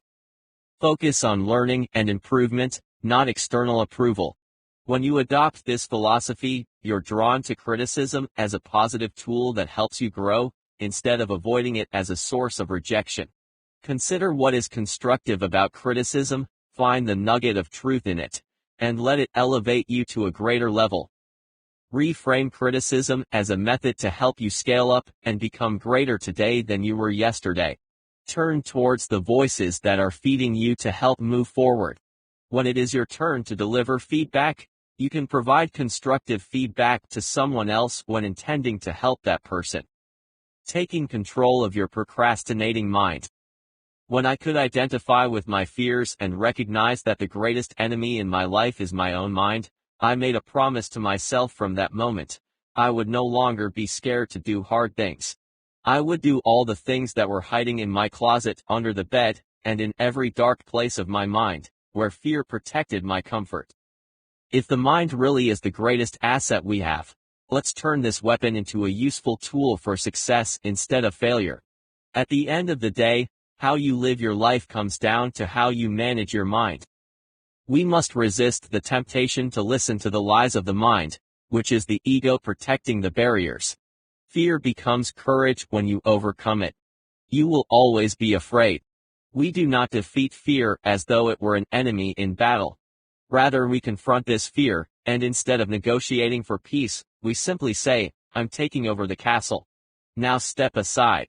But we know as procrastinators that it's not always that easy. Even with the greatest intentions, our best efforts fail us. The mind of the rational procrastinator is in a constant struggle with the internal enemy, our own monkey mind. You must position yourself to be the person you always wanted. Fear will step aside, and courage will get you started on the journey. You do not need more courage. You don't have to learn a new trick, or pay for a course on how to feel better about yourself. You have everything you need inside of you now. You are courageous. You have always had courage inside you. Nobody can reach inside and pull it out of you, except you. In months to come, I focused on creating a new mind. I would sit with my thoughts for up to 30 minutes a day. I read books written by great philosophers and personal development masters such as Jim Rohn, Tony Robbins, and Zig Ziglar. I turned my hopelessness into a mission with purpose. I developed a great sense of peace and calm like I'd never felt before. It was as if the chaos that I had been living in fell silent. The self-rejection, judgment, and self-imposed limitations no longer had a hold on me. I recognized the sense of freedom because I was letting go. I could see how I had trapped my fear in a bottle and had been living inside the bottle with it. If you have ever heard of the glass ceiling concept, it is a metaphor that originated back in the 80s to describe women or minorities who were prevented from attaining advanced positions at work. We can use this to describe our personal limitations. This happens when you reach a certain stage and you can no longer advance or progress. You remain stuck where you are while everyone else earns promotion, moves on with their lives, and makes substantial progress. I was pushing against a glass ceiling in my mind, and when it was removed, I became free to do anything. The glass ceiling represented my self-imposed limits. Without doubt, the barrier was me. Now that the problem had been revealed, I had to take massive action and start moving forward. Being stuck was painful. Repeating the same mistakes and believing the worst about my limited abilities was unacceptable. As human beings, we are built to explore and grow. The path to greatness lies in doing what hurts. When I feel that old enemy, fear, sinking into my stomach, I take a moment to stop, breathe, and ask myself, what do you fear happening? Why are you afraid? What negative outcome are predicting? In most cases, my fears are wrapped around the fear of rejection, failing, or not measuring up. If I did such and such, I could be made to look like a fool or worse still, incompetent. Fears of the mind appear real. It's easy to convince yourself that the voices talking to you are a separate entity. But in reality, the voice is you. It's your inner child hiding from the dark. It's your ego ashamed of the outcome if things don't go exactly according to plan. There is no such thing as a perfect plan. There will never be a perfect outcome either. The only guarantee we have is that by feeding the fear and not taking direct action, failure is inevitable. A great piece of advice a mentor once said to me is this: get comfortable with change. Create new habits to support your goals. That's how you break fear. My fear of surrendering to comfort habits was keeping me trapped. If I truly wanted to live a life with intention, I needed to let go of old routines, create new behaviors, and set up better habits to support the life I want to lead. To overcome these fears, I had to approach every day with a new mindset. Fear leads to inaction and paralysis analysis. Most of this fear was wired into bad habits that supported fear. In order to change, it meant doing things in a new way, taking risks in trying new things, and taking charge of doing uncomfortable challenges. When the fear of staying the same is greater than the fear of moving ahead, you must act. Everything about my fear was centered on failure. I feared failing at the tasks I didn't know how to do. I feared not being able to do my best. I feared the world would judge me when I made a mistake. I feared the consequences of disappointing my family. I was afraid of failure, and this fear feeds into the procrastination habit. We avoid doing hard things for fear of disappointing ourselves.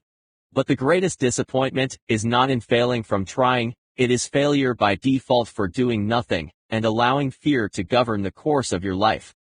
By listening to my fears of failure and not measuring up to my self-expectations, I was creating more fear.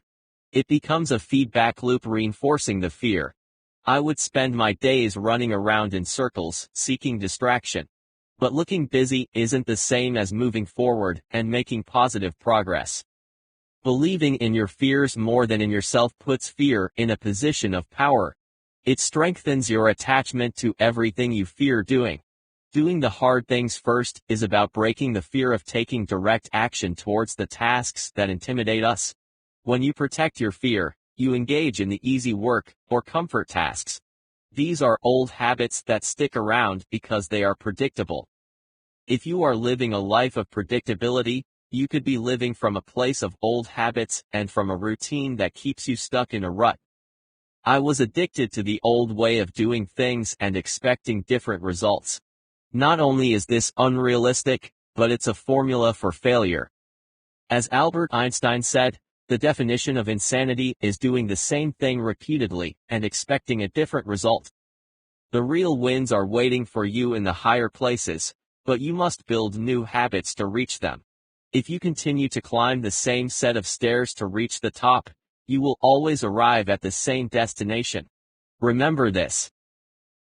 You are greatness. You are courageous. You are fearless. You lack for nothing and hold the keys to your eternal universe. Repeat the following mantra to yourself every day as many times as possible. I am great. I am fearless. I am courageous. Pushing forward. You now understand the fears playing behind the curtain of all your doubts, uncertainties, and fears. However, the why needs a how, and in the next section, I have a systematic approach coming up soon to help you break down your procrastination habit. Let's keep your momentum moving and dive into the reasons we delay doing the hard work first, if we end up doing it at all. 10 reasons we delay doing the work. I find that the harder I work, the more luck I seem to have. Thomas Jefferson. In the previous chapter, we looked at the 5 core fears that feed procrastination. Now, here is a breakdown of 10 reasons we are lured into delaying the important works in our lives. If you're wondering why you procrastinate, look through this list and try to figure out which of these causes of procrastination apply to you. Try to be honest with yourself while you do this, since figuring out the underlying causes of your procrastination is critical in order to successfully recover from it. To successfully deal with your procrastination, you need to figure out why you procrastinate and how your procrastination is preventing you from achieving your goals, so you can formulate a concrete plan of action based on appropriate anti-procrastination techniques that will help you deal with your procrastination triggers. Besides the 5 core fears, here are the 10 most common reasons we procrastinate. Identify the reasons for procrastination that describe you the best. Don't pull yourself apart with this exercise. You are here to heal and not judge yourself for being less than perfect. I want you to stay fixed on the magnificent human being you are right now, and how much greater you can become when you heal from the pain that we experience through task avoidance.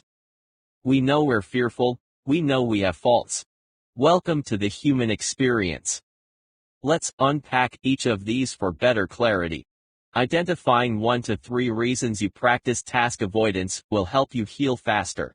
As you work through this system and break apart the lies, everything you have ever wanted is on the other side waiting for you. Potential rewards in the future. People will procrastinate on tasks that are associated with rewards that they will only receive while completing the task. Since people discount the value of rewards that are far in the future, this is known as temporal or delay discounting. It's easier to discount the value of saving money now compared to a goal of saving in the future. The future self wants to have money, but the present self would rather enjoy life and go on a spending spree. You might take part in a present bias mindset when making a choice to engage in activities rewarding you in the short term at the expense of working on tasks potentially leading to better outcomes in the long term. Note that the relationship between the time to receive a reward and the perceived value of that reward is usually inconsistent as the rate of discounting decreases. This means that the farther into the future a reward is, the less the increase in time matters in lowering that reward's perceived value. For example, while there is a big difference in how we value a reward that we can receive now compared to a reward we can receive in a week, there is a much smaller difference in how we value a reward we can receive in a year compared to a reward we can receive in a year plus a week. Similarly, while there is a big difference between receiving a reward in a day compared to in a year, there is less of a difference between receiving a reward in a year compared to receiving it in 2 years. This phenomenon is called hyperbolic discounting, and it's contrasted with exponential discounting, which is a time-consistent model of temporal discounting, where an increased delay before receiving a reward always has the same effect on its perceived value, regardless of how far in the future it is. Someone might delay with eating healthy, even if their doctor told them it's important, because the harmful impact of their present diet will only start being a serious issue in a couple of years, which they view as someone else's problem, i.e. as the problem of their future self. This disconnect between the present and future selves can cause people to procrastinate in a variety of ways. For example, it can cause them to think that their present self shouldn't have to worry about the future, since their future self will be the one who has to handle any tasks that they postpone or deal with any consequences for failing to complete those tasks on time. Similarly, it can cause them to think that their present self shouldn't have to bother with getting things done now, if their future self will be the one who reaps the rewards of their actions. Accordingly, people often display a present bias when they choose to engage in activities that reward them in the short term at the expense of working on tasks that would lead to better outcomes for them in the long term. Weak capacity for regulating self-control. Self-control, or self-regulation, reflects a person's ability to control their emotional and habitual behavior in order to follow through on activities. Self-control fails when you give in to leading to poor health or weak cognitive function. A lack of self-control makes people much more likely to procrastinate, because this is directly related to regulating your ability to manage yourself. A person operating on low self-control might watch TV for hours, while continually telling themselves that they'll get started on their work just as soon as this show is over.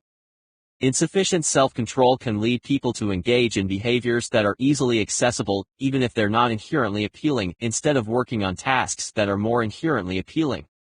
In Do the Hard Things First, we will work on the best tactics to raise your awareness of self-control, and help to manage those moments when you are feeling a lack of control over choices. Task aversion, task avoidance. People often procrastinate because they are averse to the tasks that they need to perform. It is this mental resistance that triggers the mind to seek pleasure-centric activities as a means of diversion. For example, if you need to make an important phone call to someone you dislike, you might end up watching TV or playing a video game instead of getting it done. This occurs when you find a specific task unappealing, and the stronger the dislike, the more likely you want to avoid it, and therefore the more likely to delay on taking action. There are many things that can make a person averse to a task in a way that causes them to procrastinate. For example, a person might procrastinate because they perceive a task as frustrating, tedious, or boring. They might procrastinate because they believe there is a gap between the difficulty of the task and their own competence, so they feel the task is too difficult for them to handle. Anxiety-related tasks.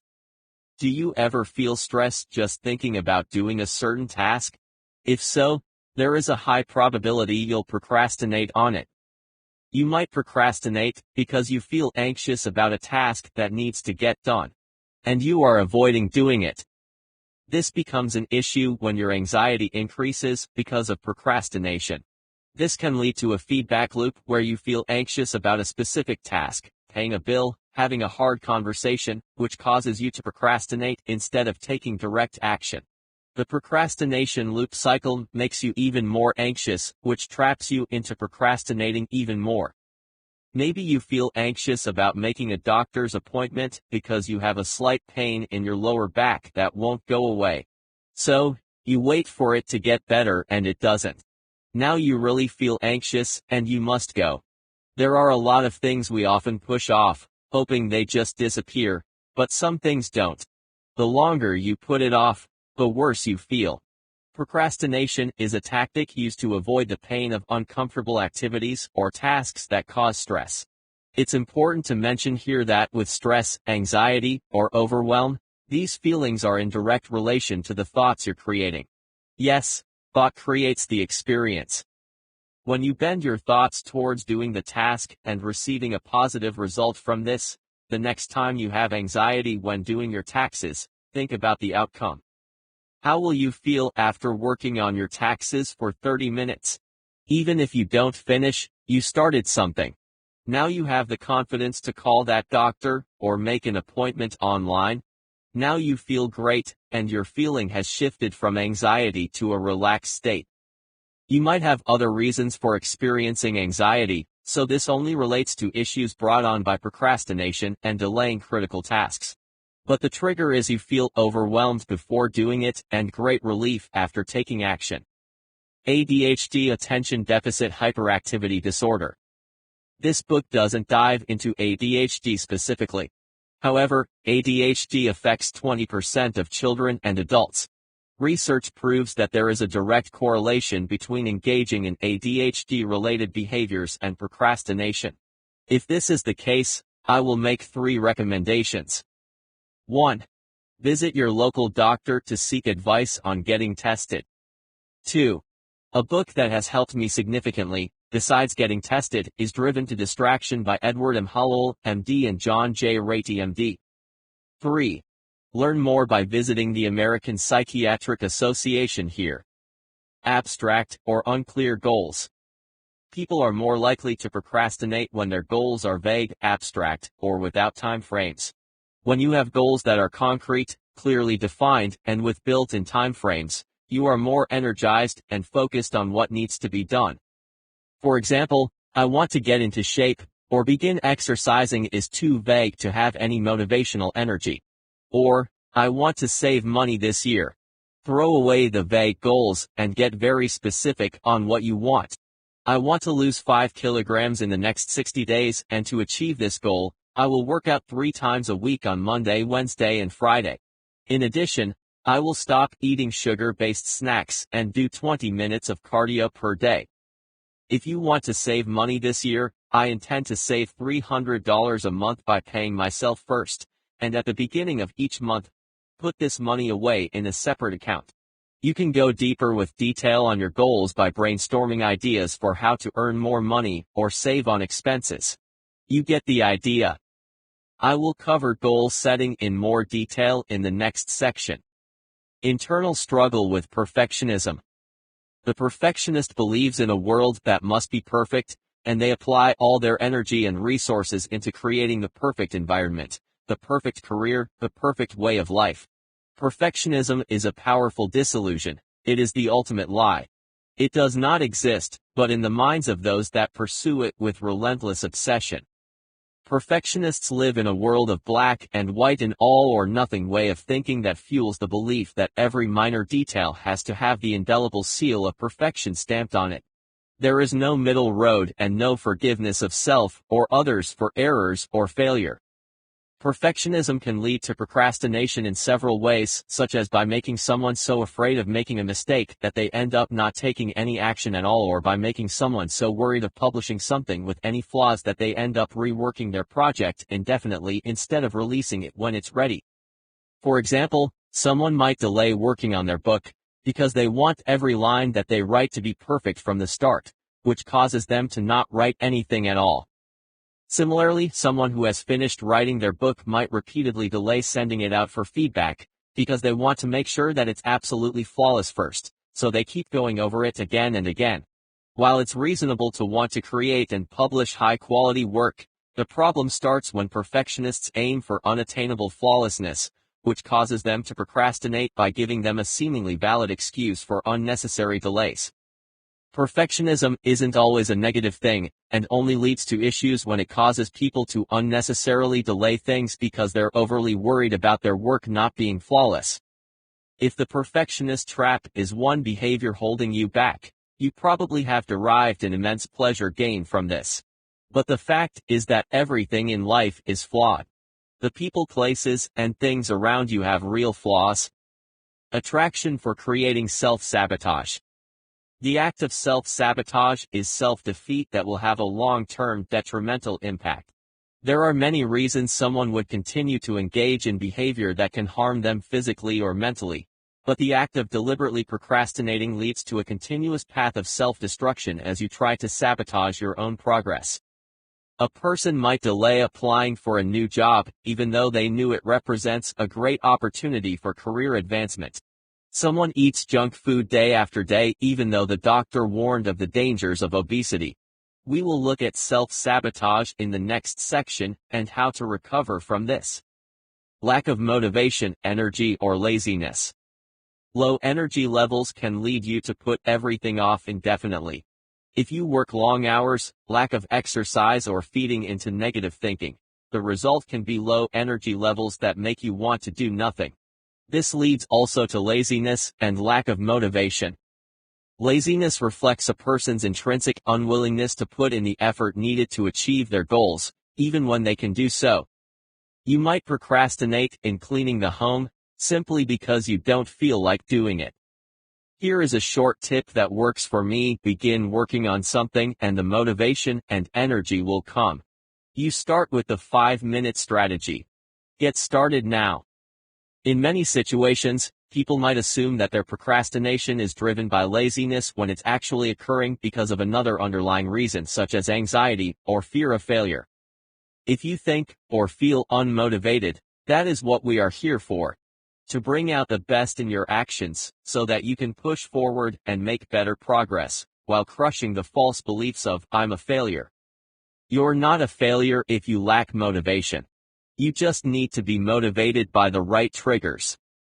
Confusion from decision fatigue. Decision fatigue is a form of procrastination and is referred to as decisional procrastination or analysis paralysis. It usually involves a delay in making a decision when too many choices are presented. This can be an issue that holds you back indefinitely in deciding which course of action to engage in first. Do I take door A or door B? If there is a third option, it becomes more overwhelming, and unable to decide, you choose to not decide. You say, "I'll get to this later," or "I need to think on it." I face this situation many times, and when I walk away without deciding, I rarely close the loop. Feeling overwhelmed, I'll leave it hanging. Decisional procrastination has long-term detrimental effects. You can't move forward if you can't decide. I've been stuck many times on one thing for months and sometimes years. Unable or unwilling to decide, that task never gets finished, but it still takes up space in your mind. For example, you might delay working out because you can't decide which exercise plan to follow. Or you can't decide which gym to join, the cheaper that closes early or the more expensive gym that's open 24 hours. You might delay on who to hire to remodel your bathroom because you have 3 different quotes and they all look good. When confronted with choice paralysis, here are the key factors to consider. The more options you have, the harder it will be for you to choose. The more options you have to choose from, the harder it will be for you to evaluate them and decide which one is preferable. The more similar your options are to one another, the harder it will be for you to choose. The more similar the options are, the harder it will be for you to decide which one is better, especially where there isn't a single option that is clearly preferable to the others. If the choices are relatively close in value, it becomes more challenging. The more important the choice is, the harder it will be for you to choose. The greater the consequences of deciding on a plan action, the harder it will be for you to complete your decision. You are more likely to delay before making a major decision than you are before making a minor one. It's important to remember that each time you have to decide and can't, you end up depleting your mental resources through indecisiveness. The more decisions you have to make during a certain time period, the more you deplete your capacity for self-control, and you run the risk to procrastinate further in making future decisions, at least until you have a chance to recharge yourself mentally. Decision-making is never easy, but as Tony Robbins said, it's in your moments of decision that your destiny is shaped. But making a decision is only the first step. Commit to your decision and take deliberate action to reach the desired outcome. It is important to ask these critical questions. What action would you choose right now if you could make one decision? What decision, if made, might change everything for you? Don't think about the result or the ultimate outcome. Take a moment to make the decision that you've been struggling with the most. Then focus on the actions that will take you straight to your goal. All progress takes place outside the comfort zone. Michael John Bobak. Now that we covered the 5 big fears and core reasons for potentially holding you back, it's time for a deep dive into implementation. In the next section, we will cover the system for procrastination recovery. I recommend having a pen and paper handy to take notes. Now is the time to dive deeper into the strategies. There are always limits, and there are always opportunities. The ones we rehearse and focus on are the ones we take action on. Seth Godin. Are you enjoying? Do the hard things first. Now you can enjoy the audiobook while exercising, driving, gardening, or relaxing in your favorite chair. Part 2. Practical steps for doing the hard things first. Strategic tactics for getting it done. The habit of always putting off an experience until you can afford it, or until the time is right, or until you know how to do it is one of the greatest burglars of joy. Be deliberate, but once you've made up your mind, jump in. Charles R. Swindoll. In this section, I'll introduce you to the best strategies for beating procrastination and doing all those hard things you have been avoiding. You can move at your own pace, but I suggest working on one strategy and completing it before moving on to the next. You can focus on one of your obstacles as a trial run for this system.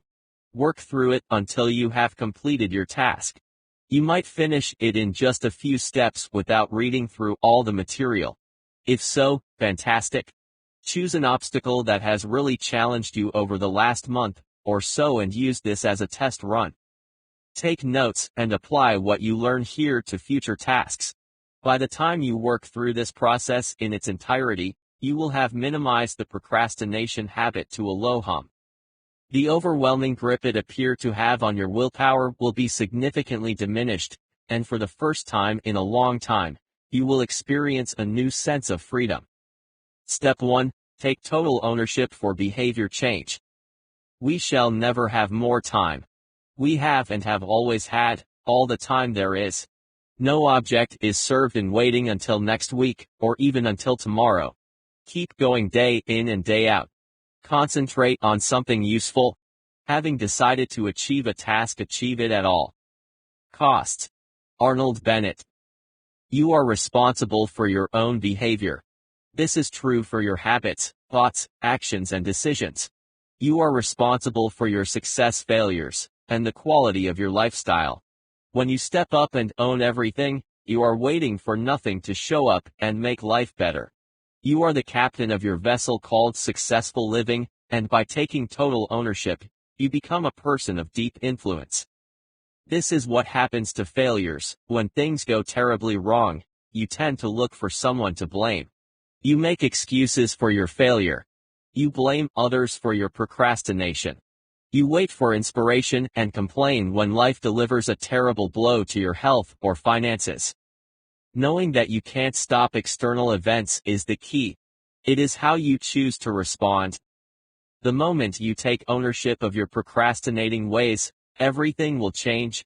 You can change your own behavior, and you can teach others how this is done so they model what it takes to take total ownership of life. When I almost filed for bankruptcy for the second time in my life, I had lots of people and places to blame. It was the bank's fault for issuing too many cards. It was my wife's fault for not keeping better tabs on my spending sprees. She tried to, but I found clever ways to work around her interference. It was Amazon's fault for always having so much great stuff to buy. I mean, how is anyone supposed to control sudden impulses when that buy now button is so tempting? It was my company's fault for not paying me enough for my underrated talent. As reality came crashing in on me, a colleague pointed out to me one day, all this could be avoided if you just did what you had to do to stay out of debt and stop overspending. As I looked at my situation, I could see the pattern of chronic procrastination working behind the scenes. Instead of tracking expenses, like most people do, I would come up with excuses for not acting. I've never been good at that. Because I've never been good at that, it gives me permission to continue the same behavior. I don't have to, because I know exactly what I'm spending it on. Truth was, I had no idea. Instead of setting up investments, I said, there will be time for that later.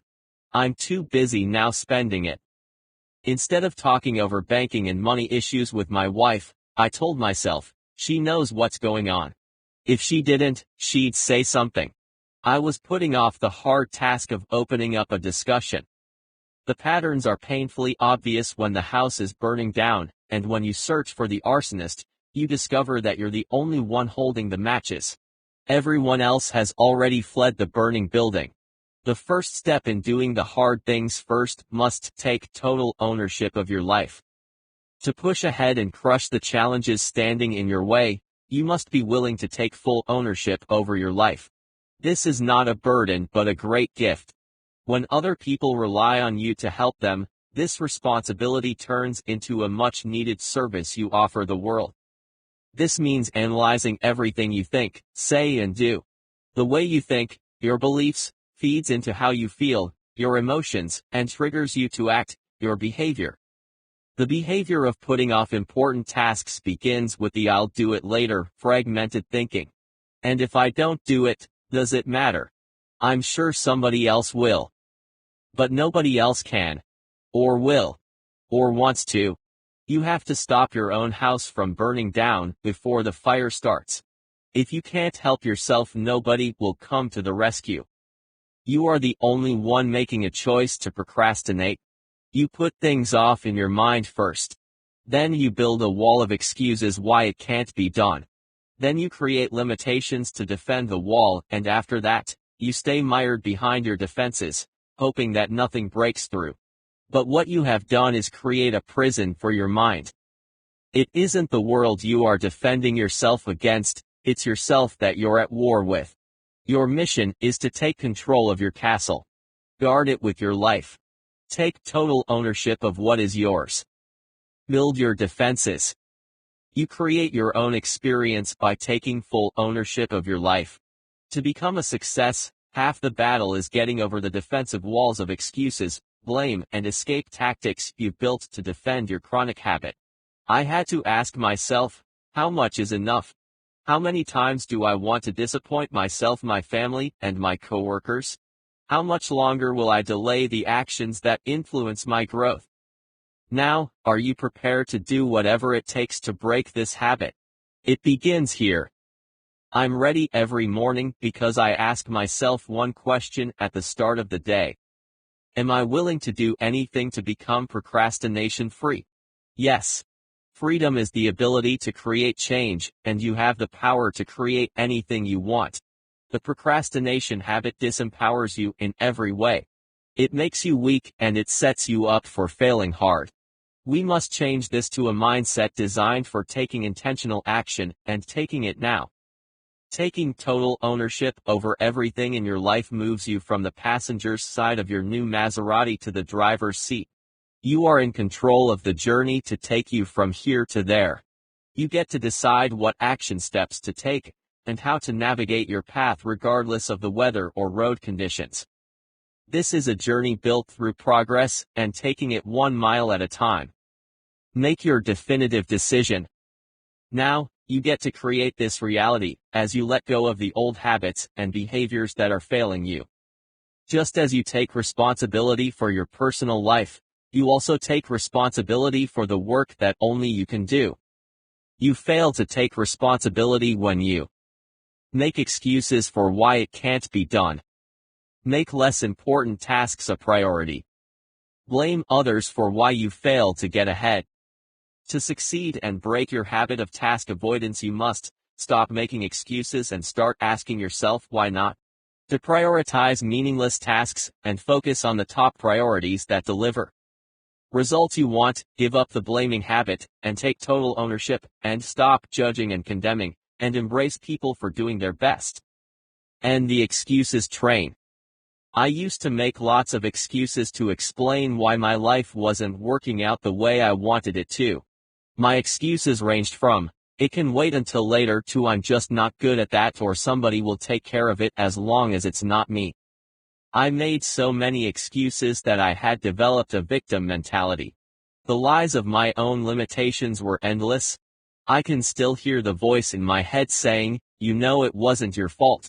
If only I told her to take care of that. She has put me in an inferior position. Why are they always out to get me?" There was always someone or something to blame. Bosses, parents, children, or a situation that I had nothing to do with, even if I created it. When I had an enjoyable experience, I could take credit for it. If it was an unpleasant experience, it belonged on someone else's shelf. The path to failure is mired in guilt, shame, and blame. I knew that to fail meant blaming an external event, circumstance, or individual for my failure. This is a recipe for more failure on a larger scale. Like a tsunami that builds before it breaks, you create success or failure in your life all the time. You are responsible for the results. It's totally fine to fail. I hope you do so you can learn from it, but when you do, own it right away. The moment you begin complaining and using the victim cycle, you have just given up your personal power. Stop giving away your precious fuel of gratitude, love, and acceptance. Doing the hard things first isn't difficult. The only thing blocking you is your decision to do it. The next step is to make it a priority. You have a choice to do it now or later. You have two choices. 1. Complain and make yourself a victim of circumstances beyond your control. 2. Create the circumstances you want by taking total ownership over your thoughts, choices, and actions. Implementation task. 1. Write the names of 5 people you frequently complain about. Next to each name, write down 3 positive traits, qualities about them. In the future, when you catch yourself complaining, recite these 5 traits connected with that person. 2. Identify the one area in your life that you avoid taking responsibility for. Is it your relationships? Finances? Job? If it's all the above, identify the one area that needs the most attention. 3. Finally, when you awaken every morning, recite your own mantra. Begin with, "This is my life, and I'm totally responsible for it. Now let this day begin." The rest of the mantra is up to you. Use the mantra in this chapter until you have created your own. Procrastination is opportunity's assassin. Victor Keem. Illustration courtesy of Tim Urban at waitbudwe.com. Step 2. Make your list of things to get done. There is nothing so fatal to character as half-finished tasks. David Lloyd George. This activity was introduced to me by a friend who struggled with doing hard things at home and in his business. In fact, he almost lost both as a final outcome. Eventually, he learned the value of doing the things that matter first, so that they didn't cost him more in the future. The procrastinator inside of you loves lists. I can remember starting my day with a list of tasks that looks like this. Write 2,000 words for my next book. Clean the bathroom. Check email and respond to the first 10 messages. Write a blog post. Revise my to-do list. Recheck email again and respond to the next 10 messages so the day would begin, and by lunchtime, after chasing all of my to-dos and urgent tasks, I was exhausted. During the first few hours of the morning, I would task switch 10 times easily while working with 30+ tabs open on my computer and working from 3 separate action lists. Procrastinators love lists and looking busy. We love to just dive right into the work, even if it doesn't go anywhere, and most often than not, it doesn't. We love planning and planning out our plans and making lists of all the things we plan to do that never actually get done. If I take all my lists and notebooks with intentional future plans, I'd have an architect's nightmare. In effect, our planning is really a plan to fail. This is how we end up with half-built bridges leading to nowhere. I want you to think about this when you sit down to map out your plans. Like most of us professional procrastinators, you probably have good intentions to work hard and get the work done. But the work that gets your focus isn't always important, but rather urgent and unimportant. We can't avoid life. We must take intentional action and break our self-imposed glass ceilings. This begins with total clarity. In order to take intentional action, you must know what you're taking action towards. This begins with building a list. I call this the anti-procrastination list. It is a list that includes all the unfinished tasks around home, the office, or in your personal life. Projects that you have been meaning to begin, but haven't gotten to them yet. Things that must be done ASAP because they are urgent, a bill that was due last month and still hasn't been paid. Broken things and clutter in the corners. Pets with super long hair that haven't been groomed in a couple of years. And anything else that takes up your mental space that needs, must, and should be done. How to begin building your list. Think about a difficult task that you avoid doing. Is it updating your financial records? Starting an exercise routine? Talking with your children about a difficult subject? Updating your resume for a new job? Decluttering your computer's desktop? Right now, make a list of the first 5 things that come to your mind. These could be projects you haven't started, or finished, or something you started, but gave up halfway through. For the next 5 minutes, write down everything else you can think of that needs doing. It doesn't matter what it is. If your desktop needs to be organized, add it to the list. A bookshelf has too many books on it you haven't touched in years. Write it down. A form needs filling out, add it to the list. You haven't filed taxes in 3 years, yikes. It goes on the list. Illustration courtesy of Tim Urban at waitbudwe.com. This is a brainstorming task, so you just have to be ready to put pen to paper, or use a Word doc, Google Docs if you prefer. This activity will be an eye-opener for helping you get clarity around the things that are hiding in your dark places. There will be goals long abandoned, reports or applications you haven't written up, broken things around home still broken, and possibly a mountain of open loops that will emerge as we work through this. More on closing open loops later, but right now, you need to realize what you have been avoiding. One more important point. Keep this list to 10 items or fewer. The less the better. We want to prepare well, but navigate away from creating overwhelm. This happens when we have too many choices, aka too many things on a to-do list. Paper and pen ready. Implementation strategy. Make your procrastination list of hard things to do. Go. Make your list and write down everything you can think of for the next 5 minutes. This list doesn't have to be complete or perfect. You can add to it as you work through the rest of the book. The key is to get started. Note that this is not a to-do list. You're not doing anything yet. We are just setting things up now, planning so we can do stuff later. It's about getting started. Start now. Success comes when you begin. If and when we're planted, and nothing grew. Proverb. Procrastinators are great visionaries. They love to fantasize about the beautiful mansion they will one day have built, but what they need to be are gritty construction workers who methodically lay one brick after the other day after day, without giving up until a house is built. Tim Urban, professional procrastinator and TED Talk speaker at waitbudwe.com. Step 3. Decide you're doing it. Now. If there are 9 rabbits on the ground, if you want to catch one, just focus on one. Jack Ma. Look at the list you created in the previous step. You have a list of at least 5 tasks that you've been delaying for as long as you can remember. You might have 5 items or 47. The fewer the better, so what you can do right now is narrow the list to your top 5. The rest of the tasks you can forget for now. If cleaning the bathroom has been on your list for 6 months, and you're still able to use it with little disruption to your life, letting it go for a few more days or weeks won't make a difference. Your list of 5 items should be your top influencers. Now, choose one thing from your list. This is your big winner. Ideally, it is something you can do today. If it requires too much time, you won't get it done quickly and might give up. Choose something that can be done in 10 minutes or less if you have it.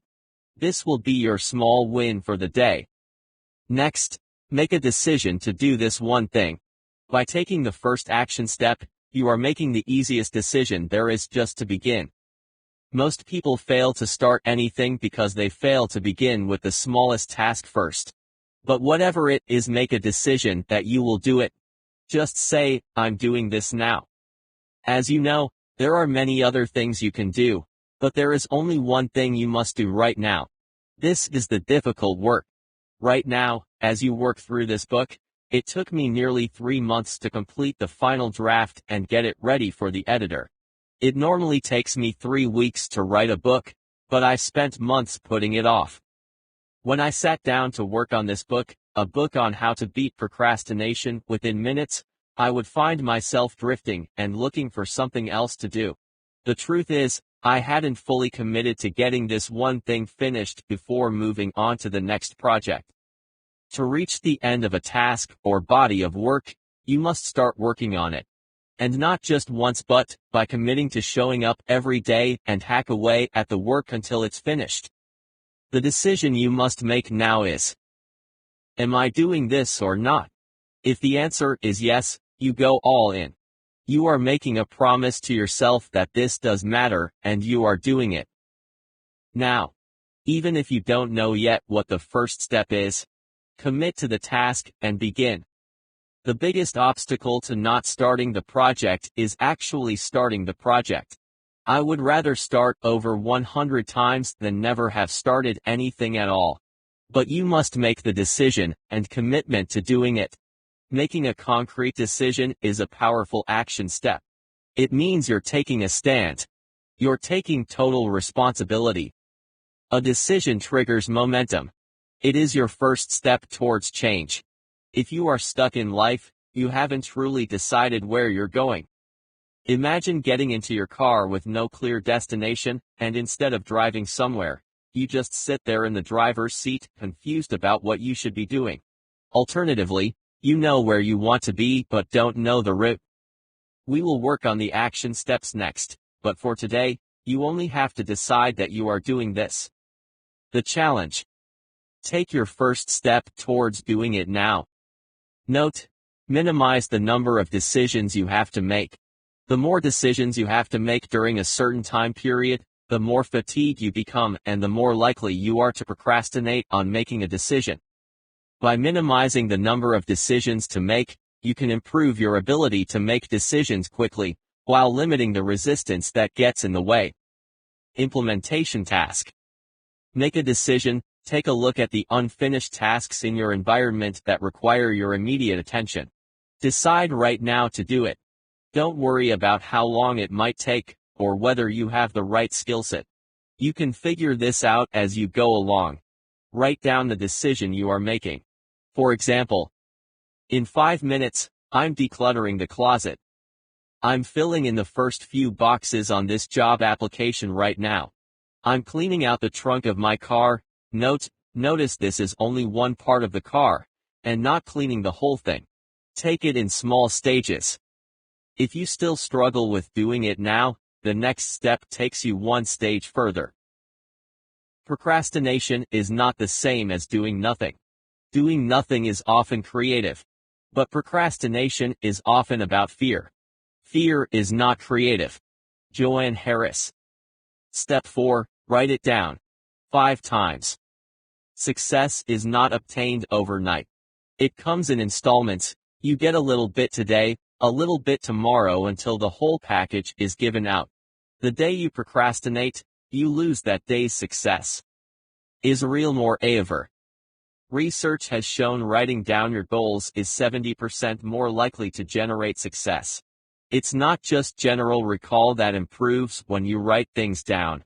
Writing it down will improve your recall of the important information. Writing things down makes your mind more efficient by helping you focus on the critical task at hand. Your mind isn't lazy, it just needs to be disciplined with a new set of behaviors. It begins with focusing in on the task with laser-focused precision. Writing things down calls for a higher level of focused action. When your brain isn't busy remembering everything, your brain can process anything.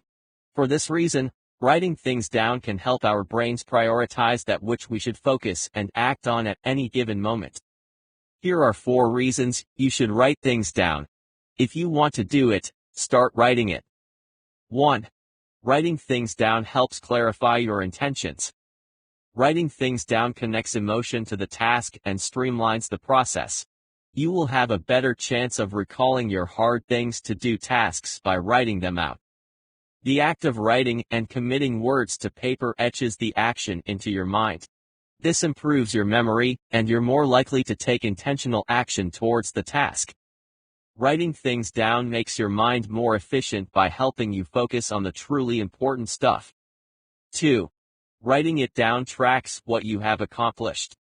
Keeping a journal of the tasks worked on for that day, week, and quarter is a paper trail. It helps you to trace back on all the things you've achieved. If you revisit your notes at the end of each month, you might discover that you have accomplished several hard tasks that you've been putting off for ages. You will have a record of all the difficult tasks you acted on. When you finish it, don't throw your list away, but record it in your journal and use it as a method to track your work. By doing this, you will elevate your sense of accomplishment. 3. Writing it down encourages focused action. It is easier to maintain focus when the task you are working on is pasted in front of you. My system for this is to write the one thing I'm working on directly onto a sticky note.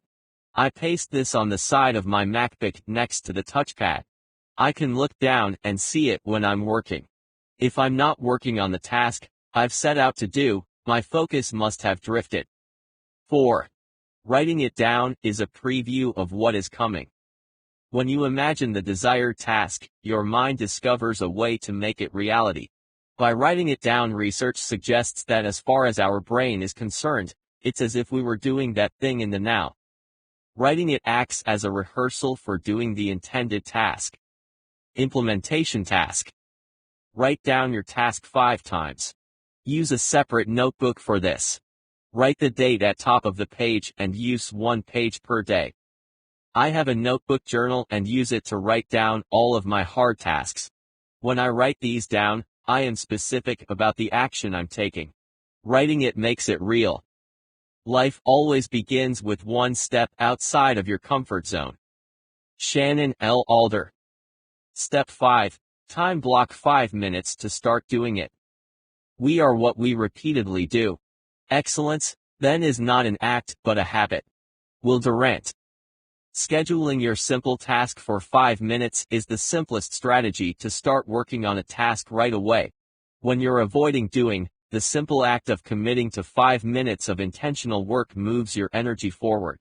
The time is short enough to direct your attention towards getting something done. You build momentum and break the resistance by time blocking the event. This is a clearly defined time block when you work on a specific goal. Your time block is specifically targeting one action task. As Gary Keller explains in his book, The One Thing, time blocking is a very results-oriented way of viewing and using time. It's a way of making sure that what has to be done gets done. The goal with this strategy isn't to finish your difficult task, but to overcome the biggest hurdle of doing anything, starting it. Everything that you and I have always avoided has never been time blocked. I can say this with confidence because if it had been time blocked, it would not have been a hard thing unfinished, but a hard thing completed. You want to move all your hard things not finished over to the right side of the hard things now completed list. Only then can you look at your progress and say it got done because I did something about it. 5 minutes is a short block of time, but it starts you working on the one thing you are avoiding.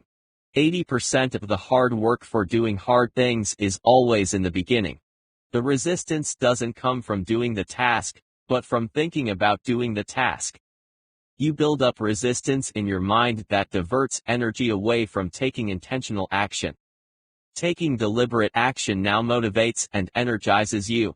It fills you with a sense of accomplishment. I've started this thing I was always afraid to do. Don't think about what happens after 5 minutes. Block it in and start working. After meditation and deep breathing exercises, I begin every morning with a 5-minute block of work.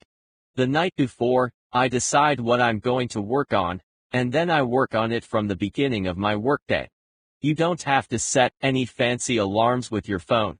Your mind knows what 5 minutes feels like. Sit down and do it. Write your intention down on paper. You can write it down 5 times as in the previous step. Protect your 5-minute time block, but don't stop after 5 minutes if you want to keep going. The purpose is to get moving on your task to build momentum and confidence. To start the difficult thing, break the resistance keeping you stuck that tells you it'll get done someday, and then weeks or months later, you're still thinking about it. If you're thinking about doing it, but not doing it, it's not getting done. I train my mind every day to stop thinking about tasks I must do, have to do, should do. I decide I'm doing it. I block off 5 minutes, and I do it. No complaining, no fear. I simply begin. The most difficult step in doing anything is always taking the first action. The first step can be the easiest to take if you decide what it is. Make this step intentional. Do it now. If not now, when? There is no more later. You have this day only. Later is your mind putting off what can be done now. 5 minutes of your time is all that is necessary. Implementation task. Decide what hard thing needs to be done. Previous step. Write it down 5 times. Block off 5 minutes on your calendar. Get to work on it. If you develop momentum, push it to 10 minutes. Identify any small tasks that can be accomplished in 5 minutes or less. These are your small wins. The purpose of this is to get started taking action. You don't have to see the whole staircase, just take the first step. Martin Luther King Jr. Step 6. Tell someone you're doing it. You may delay, but time will not. Benjamin Franklin. The reason that elite performers, CEOs, artists, and high-level entrepreneurs hire mentors and coaches is accountability. In a recent podcast interview with Tim Ferriss, the world-acclaimed Wolverine actor Hugh Jackman said that he has a personal coach. He sends this coach a message at the end of each day about the tasks he accomplished or failed to accomplish, and if something on his action list isn't done, his coach walks him through the reasons he couldn't hit his mark. If Hugh Jackman needs someone to stay accountable for his actions and goals, what is stopping you and me? By sharing your goals and progress with another person who is holding you true to your promise, you will develop a sense of urgency. It's easy to break the rules we set for ourselves, but the most disciplined and focused elite achievers get that way because they have help. They have accountability partners. When you work with an accountability partner, coach, or mentor, you take the burden off pressuring yourself. You just do it, or they call you out.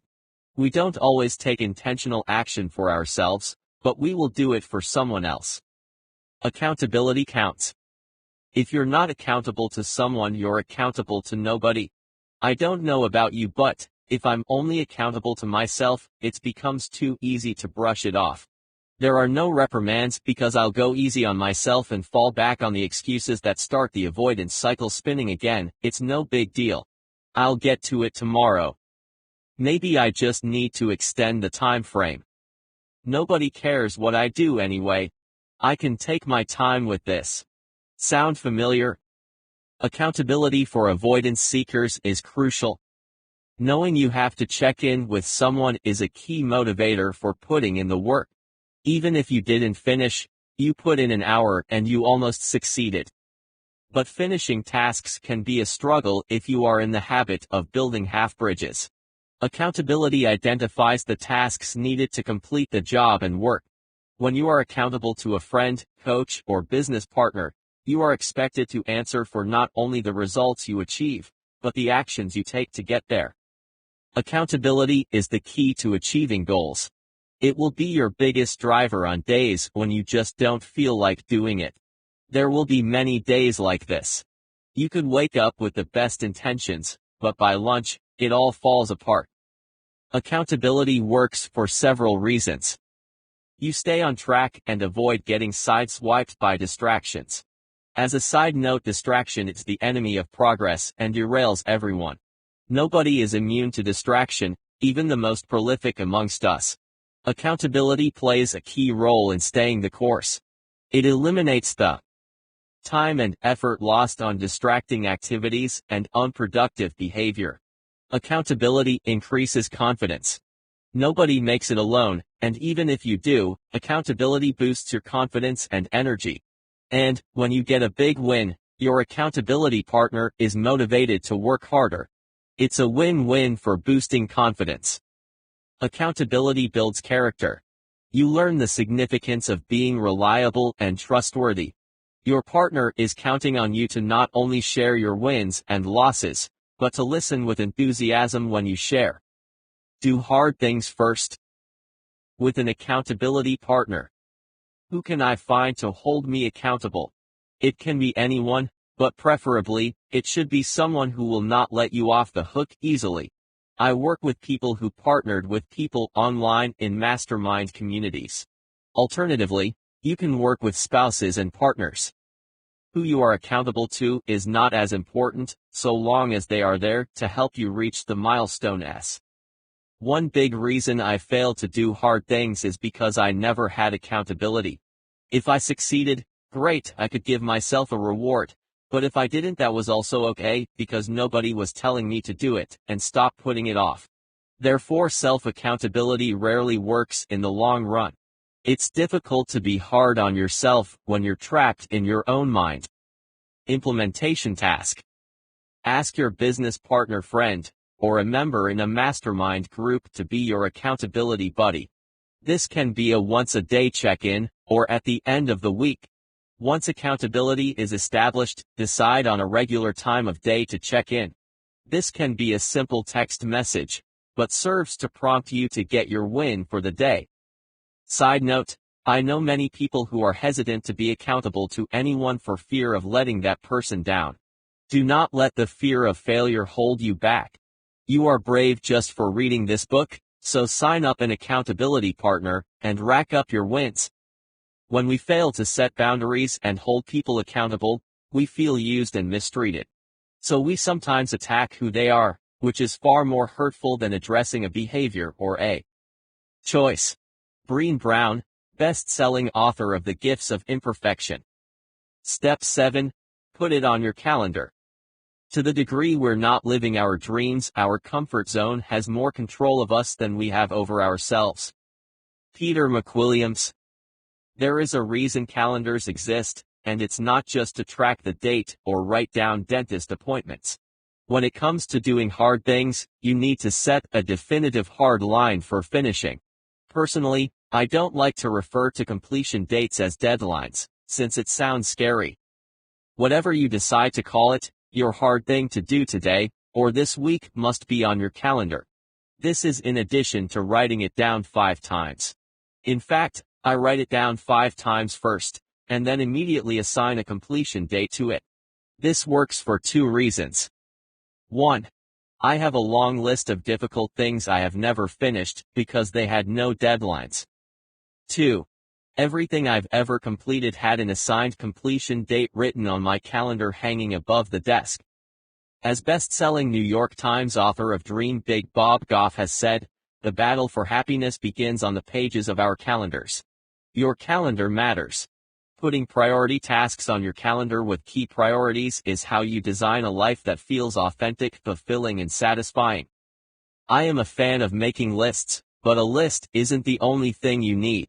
There are multiple steps in this process to ensure your success, and a calendar is your best friend when it comes to commitment. You can create this in a day planner or hang a calendar on the wall. I do both. I also plug it into my phone and computer alerts for additional reinforcement. This goes in hand with time blocking. When you time block it into your schedule, you are committing to a specific time in the day for this task. Marking the task on your calendar means that it is being worked on today, and you will have it completed by this date. I recommend you implement the Don't Break the Chain method. Jerry Seinfeld had a system for tracking his writing. He dedicated each day to writing jokes and comedy, and when he did, he marked it down on the calendar with an X done. He'd keep the calendar visible, and at the end of the week, or month, he could see the progress made through keeping the habit. To illustrate, if you are working on a challenging task that takes 1 week to complete, by time blocking it in 1 hour a day, you won't forget to do it. If it's written down or scheduled in your digital calendar, and it still doesn't get done, look at the reason why. Be totally honest with yourself. Did you intentionally avoid doing it, or did something else come up that prevented you from doing it? This personal accountability is effective because it builds pressure to work on it.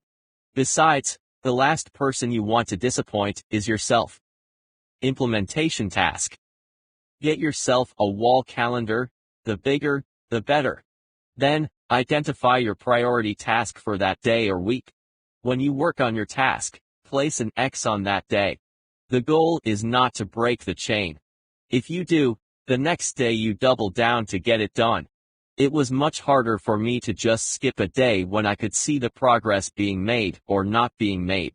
You can share this data with your accountability partner. Give yourself enough time to complete the task. For example, I had to purge a closet I hadn't cleaned in years. This was one of my hard-to-do items, not a priority, but it's on my list, so I assigned 3 hours to do it. Working on it for 30 minutes a day, which is the limit of my decluttering tolerance, I finished in about a week, one day ahead of the intended target date. If this had not been on my calendar with an X marked down leading up to the completed task, I'd still be looking for a new space to throw the clutter. Your life is happening right now. Don't let procrastination take over your life. Be brave and take risks. Your life is happening right now. Roy T. Bennett. Step 8. Visualize doing the hard thing first. You don't need a new plan for next year. You need a commitment. Seth Godin. The habit of putting off hard things begins with your illusion. The very thing you're putting off is somehow going to get done later. In the moment of your decision to procrastinate, your imagination is living in the future when it idolizes you as the future action taker who is going to accomplish the task. As we have learned, this rarely happens. The art of creative visualization. Creative visualization is a form of meditation. It is the art of using mental imagery and affirmation to produce positive changes in your life. By visualizing the tasks as if you are now working on them, you can trick your mind into believing action is being taken. In her groundbreaking book Creative Visualization, Shakti Gawain says we always attract into our lives whatever we think about most, believe in most strongly, expect on the deepest level, and imagine most vividly. Research has proven that athletes training for the Olympics prepare for the sport both on the field and off. According to researchers Ellen Rogen and Lisa Kewing, it's not only the physical training that affects an athlete's success, but the mental training in the form of visualization. Athletes who commit to visualizing themselves succeeding will mentally create success in their mind first. With visual imagery, athletes will mentally rehearse training as if watching it happen from a spectator's view. By implementing this visual imagery, world-class athletes can achieve their dreams and improve their actual physical performance. According to Jack Canfield, author of The Success Principles, the practice has even given some high achievers what seems like superpowers, helping them create their dream lives by accomplishing one goal or task at a time with hyper-focus and complete confidence. Elite athletes use it. The super-rich use it. And peak performers in all fields now use it. That power is called visualization. Now, what could you do if you committed to just 10 minutes a day of visualization? What goals could you achieve? What hard things could you complete in a single afternoon, or in the next 20 minutes? This is the practice I use to get through all the hard things in life. I resist almost everything until I visualize the process and steps of actually doing it. When this happens, it shifts my subconscious from action paralysis to action taker. I can see myself working with determination. Think of visualization as the key to the door that unlocks everything. With visualization, you pay attention to all the details that help you achieve your goal. By visualizing it, you can eliminate the errors you would otherwise make during the process. This could be something you hadn't thought of. Thinking is powerful. Putting yourself in a situation through visual rehearsal is building the process before you do anything physical. For breaking your internal procrastinator, visualization becomes the primary weapon that tears away fear. As a result, your resistance is shattered, and you begin to feel hopeful rather than hopeless. First you imagine it, and then you do it. Mental rehearsal positions you for success. You know it's going to happen. Your brain doesn't recognize the difference between what is happening in your imagination and the physical act of doing it. Visualization activates the creative powers of the subconscious mind, motivating it to work harder at creating solutions. Using visualization, you'll experience new levels of motivation and find yourself doing hard things that you would normally avoid. Implementation task. Schedule a 15-minute session in the morning for visualizing the life you want to build. Use the process as it is laid out below. Take an image of your hardest task and visualize working on this one thing. For the next few days, continue to visualize yourself hacking away at the steps required to complete the work. By doing this, you are conditioning your mind to work on it. Here is how to visualize. 1. Take a difficult task from your list of hard things to do. 2. Block off 15 minutes for this exercise.